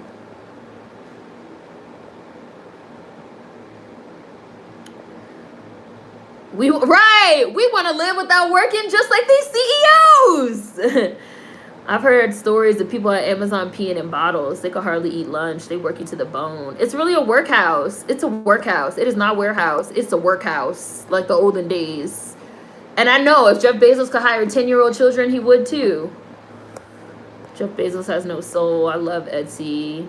I've heard stories about people in the Amazon warehouse wearing adult diapers to avoid getting fired. See, that's sick. I'm so glad I quit Walmart. That was hell working there. We shouldn't be working this hard physically. Nomadland is on Hulu, but I don't recommend watching it. It's a shitty movie. I did like that part. I did like the portrayal of the Amazon workhouse, though. But fuck that movie. But it is on Hulu if you decide you want to watch it. Some people can't eat until they get their first check, and that could take 2 to 3 weeks. Amazon is trash. They also make you fight for shifts. Oh, word? You're in Oak Cliff? Well, I'm going to be in Texas in July for anybody that wants to email me. Anybody that's interested in coming on the show. Yep, the condos in South Florida. And we're going to see a lot more buildings in South Florida collapse because South Florida is literally sinking into the sea. I don't really feel like this is just my personal opinion as someone that lived in South Florida. You guys have heard me say, like, the weather there is completely unreasonable. It's because of the climate change. And I don't really think that I don't think that there's a single structure in South Florida, especially in Miami, that is secure. That's just my personal opinion. I'm not an architect, but I am into infrastructure, and I am into city planning. I wanted to be an architect, but I was not good enough at math. City planning and stuff, and cities are still a hobby, I guess you could say, of mine. I personally feel like none of the structures in South Florida are really stable, especially the ones from the 80s and the 90s, because there was very little building oversight. This was the greed is good era. And then when you also take into account climate change and the fact that everything in Miami is slowly sinking, and so everything is shifting. All the buildings are constantly shifting. All the foundation points are constantly shifting. You have these fucking Art Deco buildings from the 70s and the 80s that are built out of, I don't know, paper mache. Like, the buildings in Miami are built out of fucking paper mache. And now you have, like, wind. You have every year higher and higher winds, stronger and stronger hurricanes, more and more rain, more and more flooding, more and more salt water everywhere. Like, nothing the weather's totally unreasonable, and it gets worse every year, and none of the buildings are secure. That's just how I feel. Like, and anytime I see people be in Miami and they be like, whoa, I just be like, you better be careful. Better be careful, because Miami's not a safe place to be. It's not. It's not. I am math. I can barely add and subtract. Like, I'm not just not bad at math. I mean, like, I wouldn't want to be an architect because I would feel concerned about making a wrong calculation and sending somebody's building going down in the middle of the night while they're sleeping. Like, I can't. Like, I looked into it. I took a bunch of classes in city planning. I really wanted to get into city planning. Like, I didn't even really see, but they said to get into city planning. Like, I wanted to get into city planning in terms of like where the street's gonna go, and you know, like, and where the park's gonna go, and like green space, and you know, stuff like that. And they said that to get into city planning, I had to get into architecture, and to get into architecture at my school, I had to like take all these math classes. And I was just like, I can barely add and subtract. Like, I'm not gonna pass these classes. So I took city planning classes like all through college for fun. And like I said, I still study city planning as a hobby, but I didn't feel comfortable because it's literally people's lives in your hands. If you're an architect, if you're a city planner, and you make the wrong calculation. Like, I've been looking into this horrible collapse of this building in Miami. It's so sad. It's really sad. Really terrifying. Like I said, as somebody that lived in Miami, I never lived in one of those high-rise buildings, but they're saying that there were structural mistakes made. Like, there were mistakes made. Like, people were complaining about hearing cracking noises. Like, people were complaining. And you guys have heard me talk about Hurricane Katrina. A lot of people don't know that the United States government was found like guilty. What is it, the Army Engineer Corps or something like that? Like, they're the ones that like built. It's like the United States government. Like, it's their job to like build levees, and it turned out that like they made severe mistakes, which is why the levees didn't hold, which is why New Orleans got flooded. Like, they literally found the government guilty. Like I said, a lot of people don't know this, but they did. And that's people's lives in your hands. That's people's literal lives in your hands when these structures fail, when levees fail, when buildings fall and come down, when these airplanes crash. You know, engineering is not a joke. Like, engineering is not a fucking game. Like, engineering, infrastructure, city planning is serious, because all of us, we go in and out of buildings every day. We live in homes, we work in buildings, we go eat in restaurants, we go in and out of buildings every day, and we have no thought about, like, if some engineer did some miscalculation, one little miscalculation, this whole building can fucking collapse on us at any fucking moment. Like, I was like, I'm good. Journalism and political science it is. I'm not trying to have people's actual physical lives in my hands in this way. City planning can just be a hobby for me that I make videos on and do writing on. Because I do writing on it. You know, I do writing on city planning. I've done videos on city planning and infrastructure. You guys know. Infrastructure, real estate, city planning, food, history, culture, and ethnicity. These are all things that I study.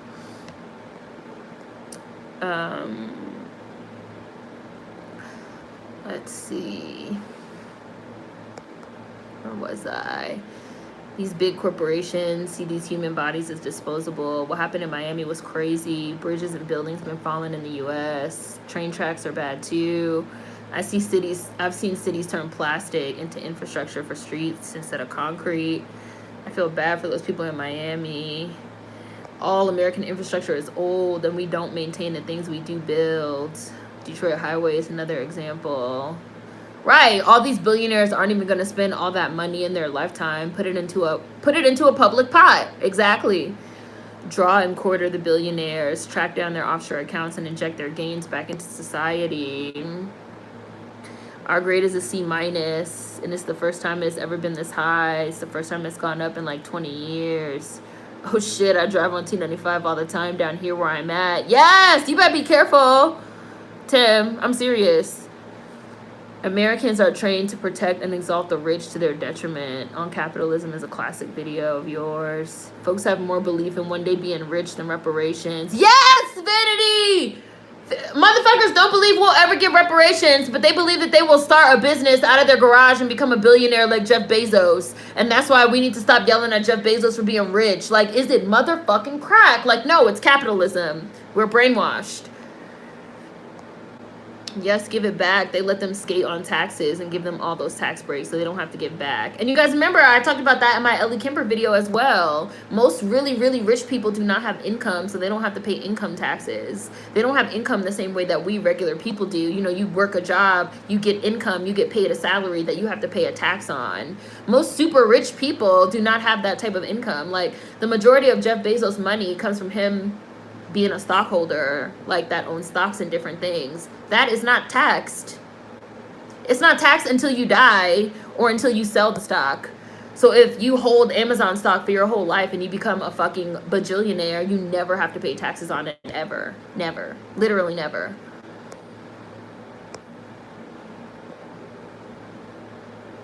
Bootlickers, I hate them. No, you're not gonna be rich. Get that stupid fucking dream out of your head. America is not going to change until it has completely fallen. Damn, peeing in bottles. Nah, grand opening, grand closing for me. I would have walked out.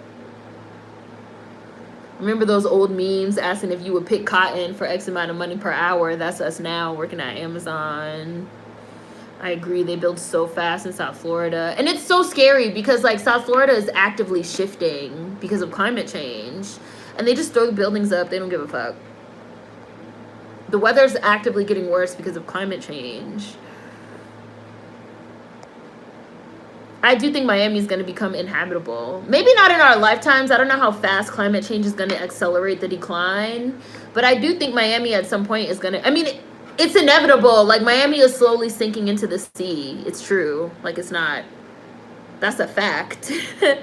So, at some point, Miami is going to become inhabitable. I don't know when. We don't know when. But as soon as I seen that building collapse, I was just like... It's sad to say that I wasn't surprised. So I don't want anybody to think that, like, I'm taking it lightly that the building collapsed, because I'm absolutely not taking it lightly that the building collapsed. But I was not surprised that the building collapsed, because Miami is literally collapsing as a place.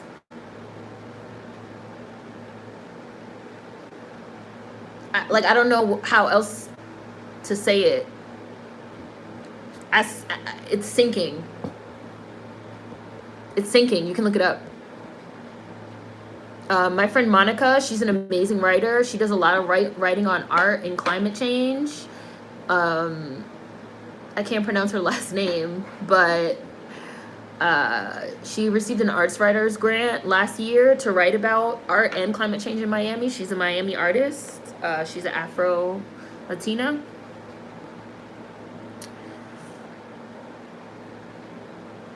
But, like, the climate change is hitting South Florida really hard. It's sinking.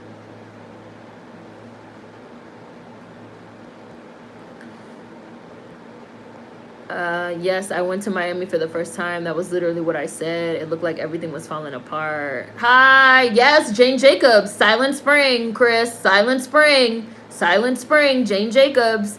If y'all have not read Silent Spring by Jane Jacobs, excellent read.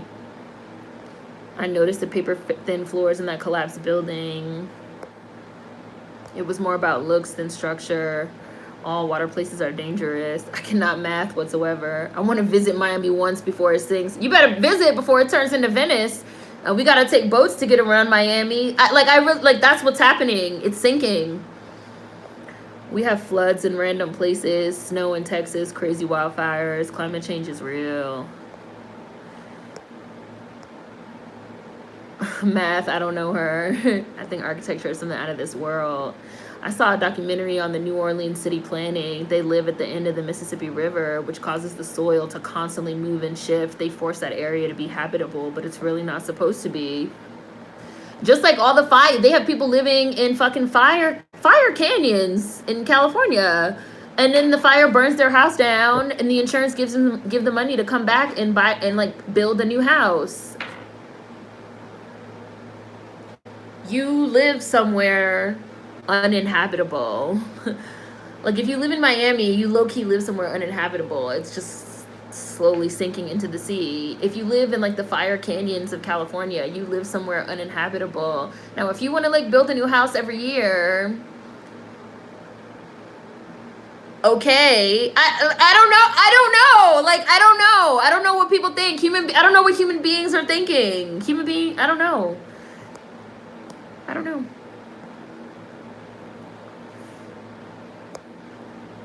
I watched the video. You could see the lights in the apartments flicker out one by one when it fell. I watched that video too. One of the most tragic things I've definitely ever seen. Like I said, very scary, especially as somebody that lived in South Florida. Terrifying.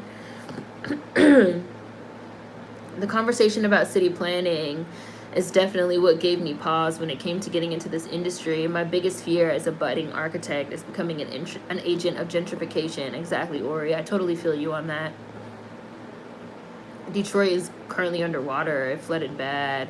Do buildings infrastructure expire? Yes, they do. The reason why they tore down the Tappan Zee Bridge and had to build another one is because when they built the first one, it was only supposed to be good for 50 years. When they built it, they said it was only going to be good for 50 years.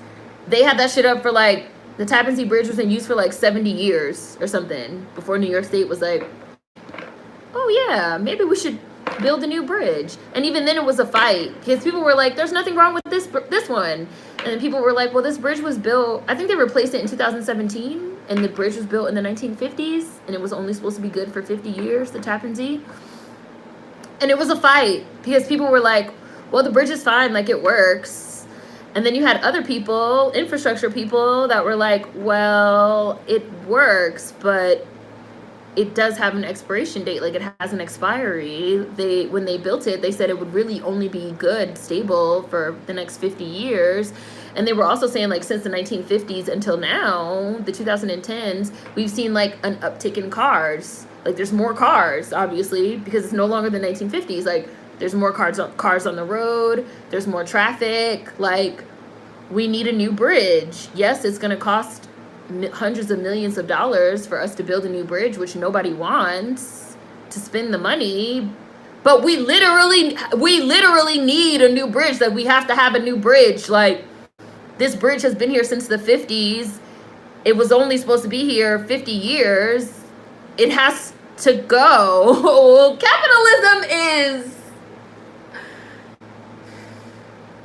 Capitalism is literally people being like, we don't care about health and sanctity of other human beings. We just want money.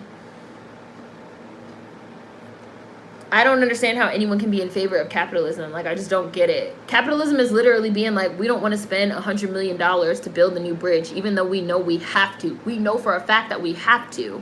We know for a fact that when they built the bridge, it had an expiry. Because when they built the bridge in the 1950s, there was a material shortage. So they didn't have all the materials that they really needed to do the bridge right, the Tappan Zee. But they needed a bridge because the existing bridges and tunnels that they already had in New York were already being overused. So the infrastructure was starting to fail. So they were like, well, we need a new bridge. We don't have enough materials. So we're going to build this bridge, the Tappan Zee Bridge, with a 50-year expiry date. So in 50 years, they're going to have to replace it. They didn't do the fixes until like the 2010s. 2017, I think they did it.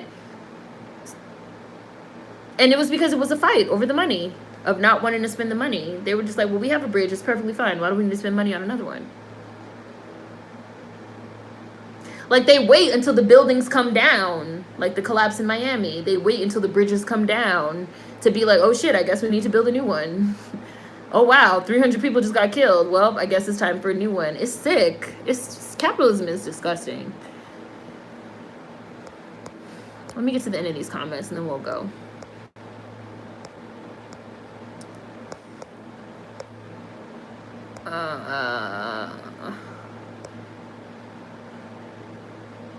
I always wanted to get into architecture, but it's way too many years of schooling along with working under someone. I think it's 11 years total. That's why I don't like living in new buildings. I try to live in repurposed ones. Being in architecture. Oh, and not doing what? Gentrification? Or what? It's kind of like unethical consumption. It's almost impossible. That's why they can say, a building or infrastructure will last this many years with maintenance because there's an expiry date. You have lives in your hands. That's why they keep up with the White House, because it's so old. Cheap and quick has become the slogan in practice.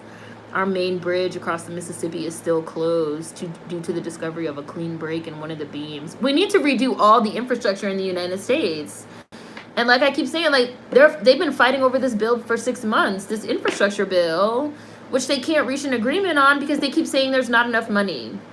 And yet we have multi-billionaires that are allowed to hoard wealth. And yet we have crumbling infrastructure that's killing people. We just saw a building collapse in Miami.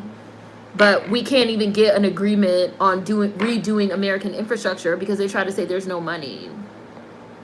It's disgusting. It's disgusting. It's disgusting.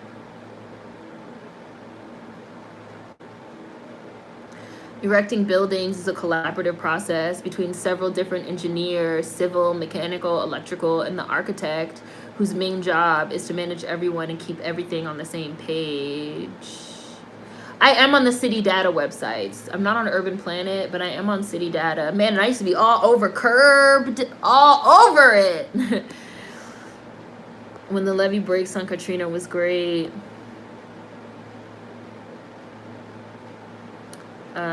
Most people don't know. Oh, most people don't know that. Oh, about rich people not having to pay income tax because they don't have income. That's why people were shocked at the amount of money that Agent Orange paid in taxes. If I don't change careers, city planning might be my next move. City planning, yeah. Florida is going to become Atlantis to our grandchildren. I wouldn't... Oh, where are we? Oh, hi! Hi, Nova. When I get to the bottom, I'll be done.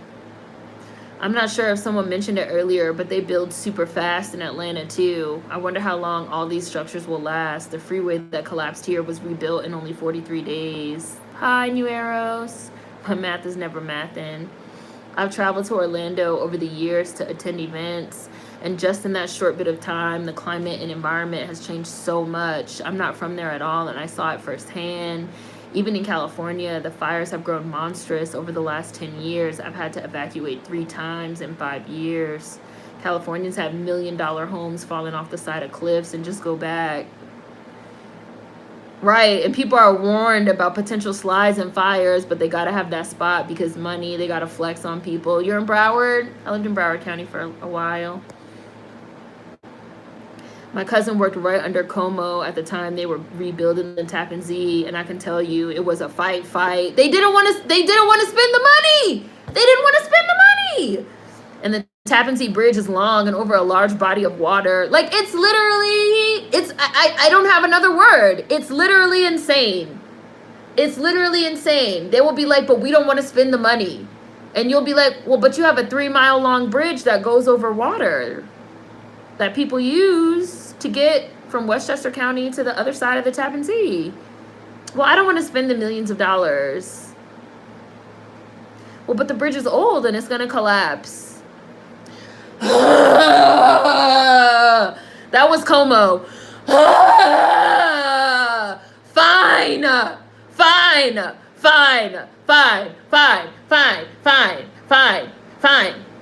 Fine. Since you guys care about the health and well-being of fucking New York citizens so fucking much that you guys just want to spend $200 million, you guys just want to waste $200 million just making sure that these motherfuckers are safe, fine. Okay, but you know what? If you guys are going to rebuild the bridge, you better raise up that fee, because it's definitely a toll. You better raise up that toll fee. That shit better be $20 if they want to cross this new bridge and be safe. That's the cost. Like, it's ridiculous. It's fucking disgusting. It's fucking disgusting. It's fucking disgusting. And I know that's how it was. I know that's how it was. Capitalism is literal death. Good gosh. Yeah, the Tappan Zee was rebuilt a few years ago, around 2015, 2017. In the last 15 years, people in California have had to buy air purifiers and have evac plans ready at a moment's notice, April through December. It reminds me of the bridge collapse on Final Destination. It's like pulling teeth to get them to fix American infrastructure. They just patch things up that need to be replaced. They'd be like, let's see first. Let's see what happens. Yes! Well, if the bridge doesn't collapse, it obviously did need to be fixed. And if it does collapse and kill 300 people, then we'll fix it. Capitalism is final destination. It's like toss of the coin. Not to add, they have a famous outlet mall on the other side of the Tappan Zee. The traffic is always a lot. Yeah, and I've been to that mall a bunch of times. Mississippi has the worst infrastructure in America. America's infrastructure is a lot. Fires have also changed the geography in California because burning trees have opened up more mudslides. Like, the climate change is really impacting the infrastructure, which is why I said, like, it really didn't surprise me when, like, that building fell in Miami, because it was probably like a perfect storm of climate change meets fucked up infrastructure, and you have a building collapse. Of people not taking climate change seriously, not taking old and shoddy infrastructure, American infrastructure, seriously, and then you see a building fucking collapse. And now we're all looking at the pictures and we're all looking at the video like, how did this happen? How did this happen? Everybody's shocked. How did this happen? I've never seen, all the people I see saying like, I've never seen anything like this. It's a reason. Tax these billionaires and corporations. This country is sick. I've experienced 4 mudslides in Big Bear in the last 5 years, and a sinkhole collapsed a road in Big Bear 2 years ago. This country is sick, very disgusting. America was built on people, and it doesn't want to change. They're building super fast in Philly, too. It's nauseating. The toll did go up. I know the toll went up on the Tappan Zee. I know the toll went up on the Tappan Zee. I know it had to. I know Como was pissed. I drove over the Tappan Zee a million times because I used to work at this art school that was on the other side of the Tappan Zee. So I've literally driven over that bridge like a million times in the rain and the snow. I've driven over that bridge a million times. The old Tappan Zee, not the new one. I've never driven over the new one. They don't want to spend the money on a major artery. They rather wait for people to die first. I haven't been to the South Beach area in years. It's so worn out down there. Even the apartment I live in now is so old, but going to $1,250 a month. That building that collapsed was luxury condos. Luxury condos. You can still go look at the listings on Zillow, Redfin, Trulia. If you type in the address, you can see how they look on the inside. Talk about some, newly renovated. How y'all quote unquote newly renovating the inside, but don't check to see if your foundation is secure. But you don't investigate the people that live in your building saying that they hear cracks. They hear cracking noises. They hear popping noises. They see cracks in their foundation. They see cracks in the walls. They have water that they can't explain. They have water pooling in the corners of their apartment that they can't explain. But y'all talk about some, it's newly renovated. And then the whole building collapsed. So y'all could charge these people $5,000 a month to live in this condo. They about to get paid! Kyrie, the lawsuits! Ooh, the lawsuits. It's horrible because those people are never going to get their friends and family members back. But the lawsuits, they about to get paid. Them friends and family members about to get paid by the city of Miami. They've been getting paid by the city of Miami. They're getting paid by whoever the engineering company was, whoever the architect that was in charge. They about to sue. They about to sue. And it came out that another engineer said in 2018, he did an inspection of the building and said that the building was not sound. And they didn't do shit. They getting paid. They getting paid. They about to sue. It's about to be a fat lawsuit. They getting paid. Paid.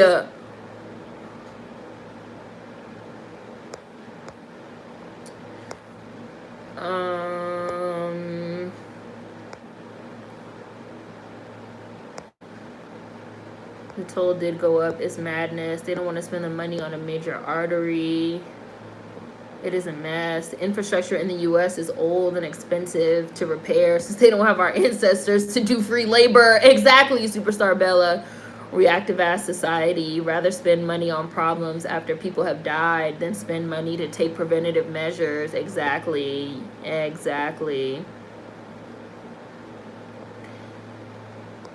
Como was mad because that money came out of his pocket. Any money in the budget that's not spent, I think they pocket it. Conspiracy theory. And they want to go to Mars, take care of the planet you got. They just want it to be like Elysium in real life. Like, they just gonna abandon Earth.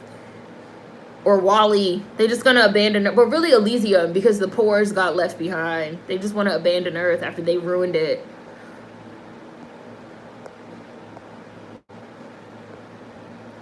In New York, we have a toll on every bridge except the Brooklyn Bridge and the 59th Street Willis Avenue. Somebody said the New York tolls on bridges surprised them. The commentary from some people, they keep saying we are in a third world country. I'm sitting there like, yeah, we are. Foundation is first and foremost. They about to sue. I'm building my own house from the ground up. I don't have time for this mess. Don't trust anyone. And the tolls in New York were the highest I'd ever seen. I'm in Europe right now. Last week, I saw a street and sidewalks getting replaced in the neighborhood. I was shocked. Kaylee was like, they fixing sidewalks? They fixing lights? They trimming trees? They fix bridges? Where am I? It's no potholes in the road? Kaylee was shook. Yeah, it's different. It's a mess. Oh, they already filed one lawsuit. They need to sue the friends and family members of all the people in that South Florida building. They need to sue everyone. Lawsuit. Then people didn't even have a chance to get out. The building just within 30 seconds. They didn't even have a chance because the buildings were so big too. They didn't even have a chance. They'd be like, just put some paint on it. Sometimes the condo associations are also trash. They just overlook everything. I know the lawyers running over there with the briefcases. Y'all better check with your leasing offices and see if your buildings are up to code, no matter where you live. Honestly, when it comes to this amount of neglect and lack of care that played a role in someone's death, someone needs to go to jail. I do hope that someone goes to jail. The condos in that building were going for $600K plus. They're like, Earth, we've used her enough. On to the next. You know that's the goal, but let them leave. They need to pay these people all the money. Americans don't know no better. $1 billion lawsuit. Yeah, we were talking about the Florida building collapsing before I get ready to go. Hi. They don't even want to repave the roads. They rather just fill in the potholes. $1 billion lawsuit. And I hope somebody goes to jail. And I hope that some changes are made. Because really what we really need is we need concrete laws on the books that say, like, I was reading about another sort of like famous collapse. It was a hotel. I think it was a Hyatt Regency hotel in Kansas, I want to say. It had these walkways, these like exposed walkways that were like hung by these wires. And both of the walkways, two of them, they were like crossed like this. Both of the walkways collapsed. First, like one collapsed on top of the other, and then both of them just like fell.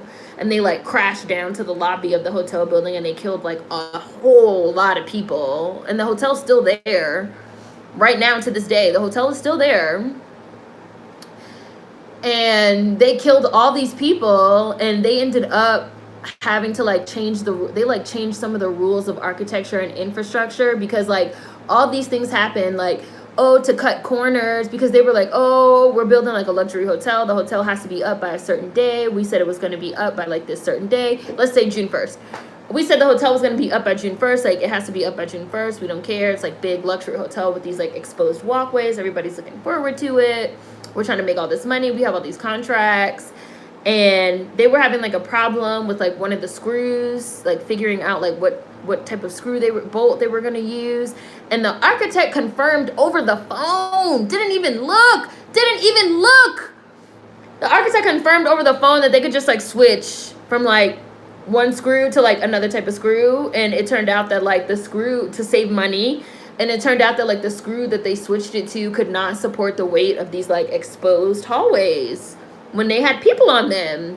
And so one day it was just, they were having a tea dance, they were having like a dance, and it was just like too many people. It was too many people on the top walkway, it was too many people on the bottom one, and it was like all these people in the lobby, because the whole point was supposed to be like we have this exposed open space. And it collapsed and like killed all these people. And they changed the law so that like now I think like you can't confirm architectural changes over the phone. This is the 80s, I think. So like now you can't confirm, like you can't change architectural things over the phone. Like it has to be in person. It has to be within like a certain time frame. You have to have like the blueprints like right there in front of you. And I think they made like independent committees that also have to like reassess like any changes, like, you know, things like that. I feel like this Miami building falling is probably also gonna lead to hopefully some laws and like lead to some changes in terms of like, because like the dude said in 2018 that the building was not structurally sound, but the people kept saying, oh, we're going to do the changes, we're going to do the changes, we're going to do the changes. And even now they're saying like, oh, we were already starting to like do changes, but it's literally been 3 years. So I think they're probably going to have to do some law that says like, probably like any recommendations that are made saying a building is unsafe or something, you know, the foundation is not secure, has to be, the changes have to be implemented within 6 months, something like that. We obviously need some type of law like that on the books. Like it can't just be a suggestion. It can't just be something you get around to whenever the HOA feels like it 3 years later. Like we're obviously we need some type of law on the books that says, if an architect says your building is unsound, within 6 months to a year, it has to be dealt with. I think some laws are going to come out of this collapse. In addition to lawsuits and like payouts for the individuals, I think some infrastructure policy, I'm sure, is going to come out of this.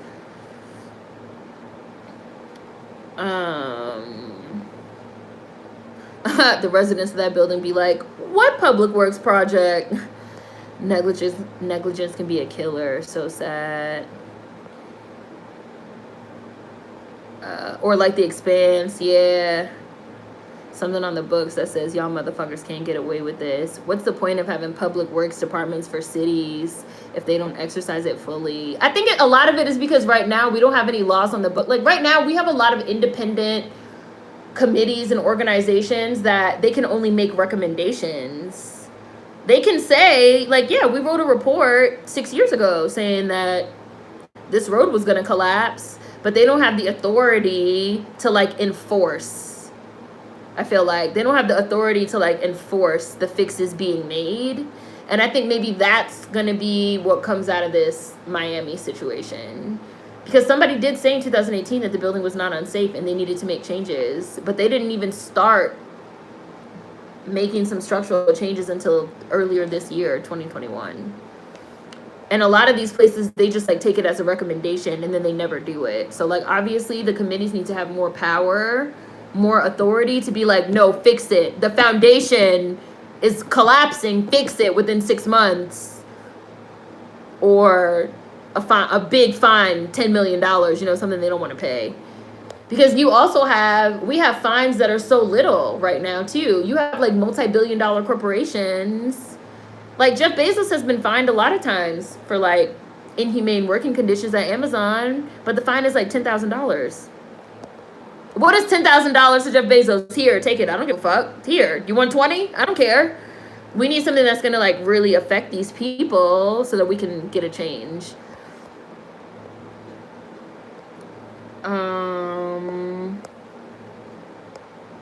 Because it was cheaper, the price of lives, the greed is the problem. Yes, over the phone, queen. Just like in Chernobyl, they used lead tips, which caused the explosion. The greed is the problem. The fact that it had to be made a law, that you have to be there in person and look over the building plans. Common sense, compassion, and integrity, people, come on. I live in France, and last week, a tree fell on a train during a storm. My mom had to wait to get out for more than an hour. The climate change is out of control everywhere. Yep. We already have to deal with sinkholes and all type of stuff becoming more common. Don't these people have inspections on these projects? There should be multiple inspections done before these places are open. But yeah, that's what I'm saying. Like, there are committees, but right now a lot of the committees just don't have the authority to enforce anything. They can only make recommendations. And then the builders can be like, okay, we hear the recommendations. We're still going to go ahead and open the building. We saw the recommendations, but we're still going to open the building. And then after the building falls and 300 people die, they can just be like, oh my God, so sorry. Now we're going to implement the changes. And nobody gets punished. But these people are now fucking dead. And to add, a lot of cities hire contracting companies that are less reputable but cheaper that get sued for shoddy work. A lot of these companies have several lawsuits, but they're still getting hired to do work.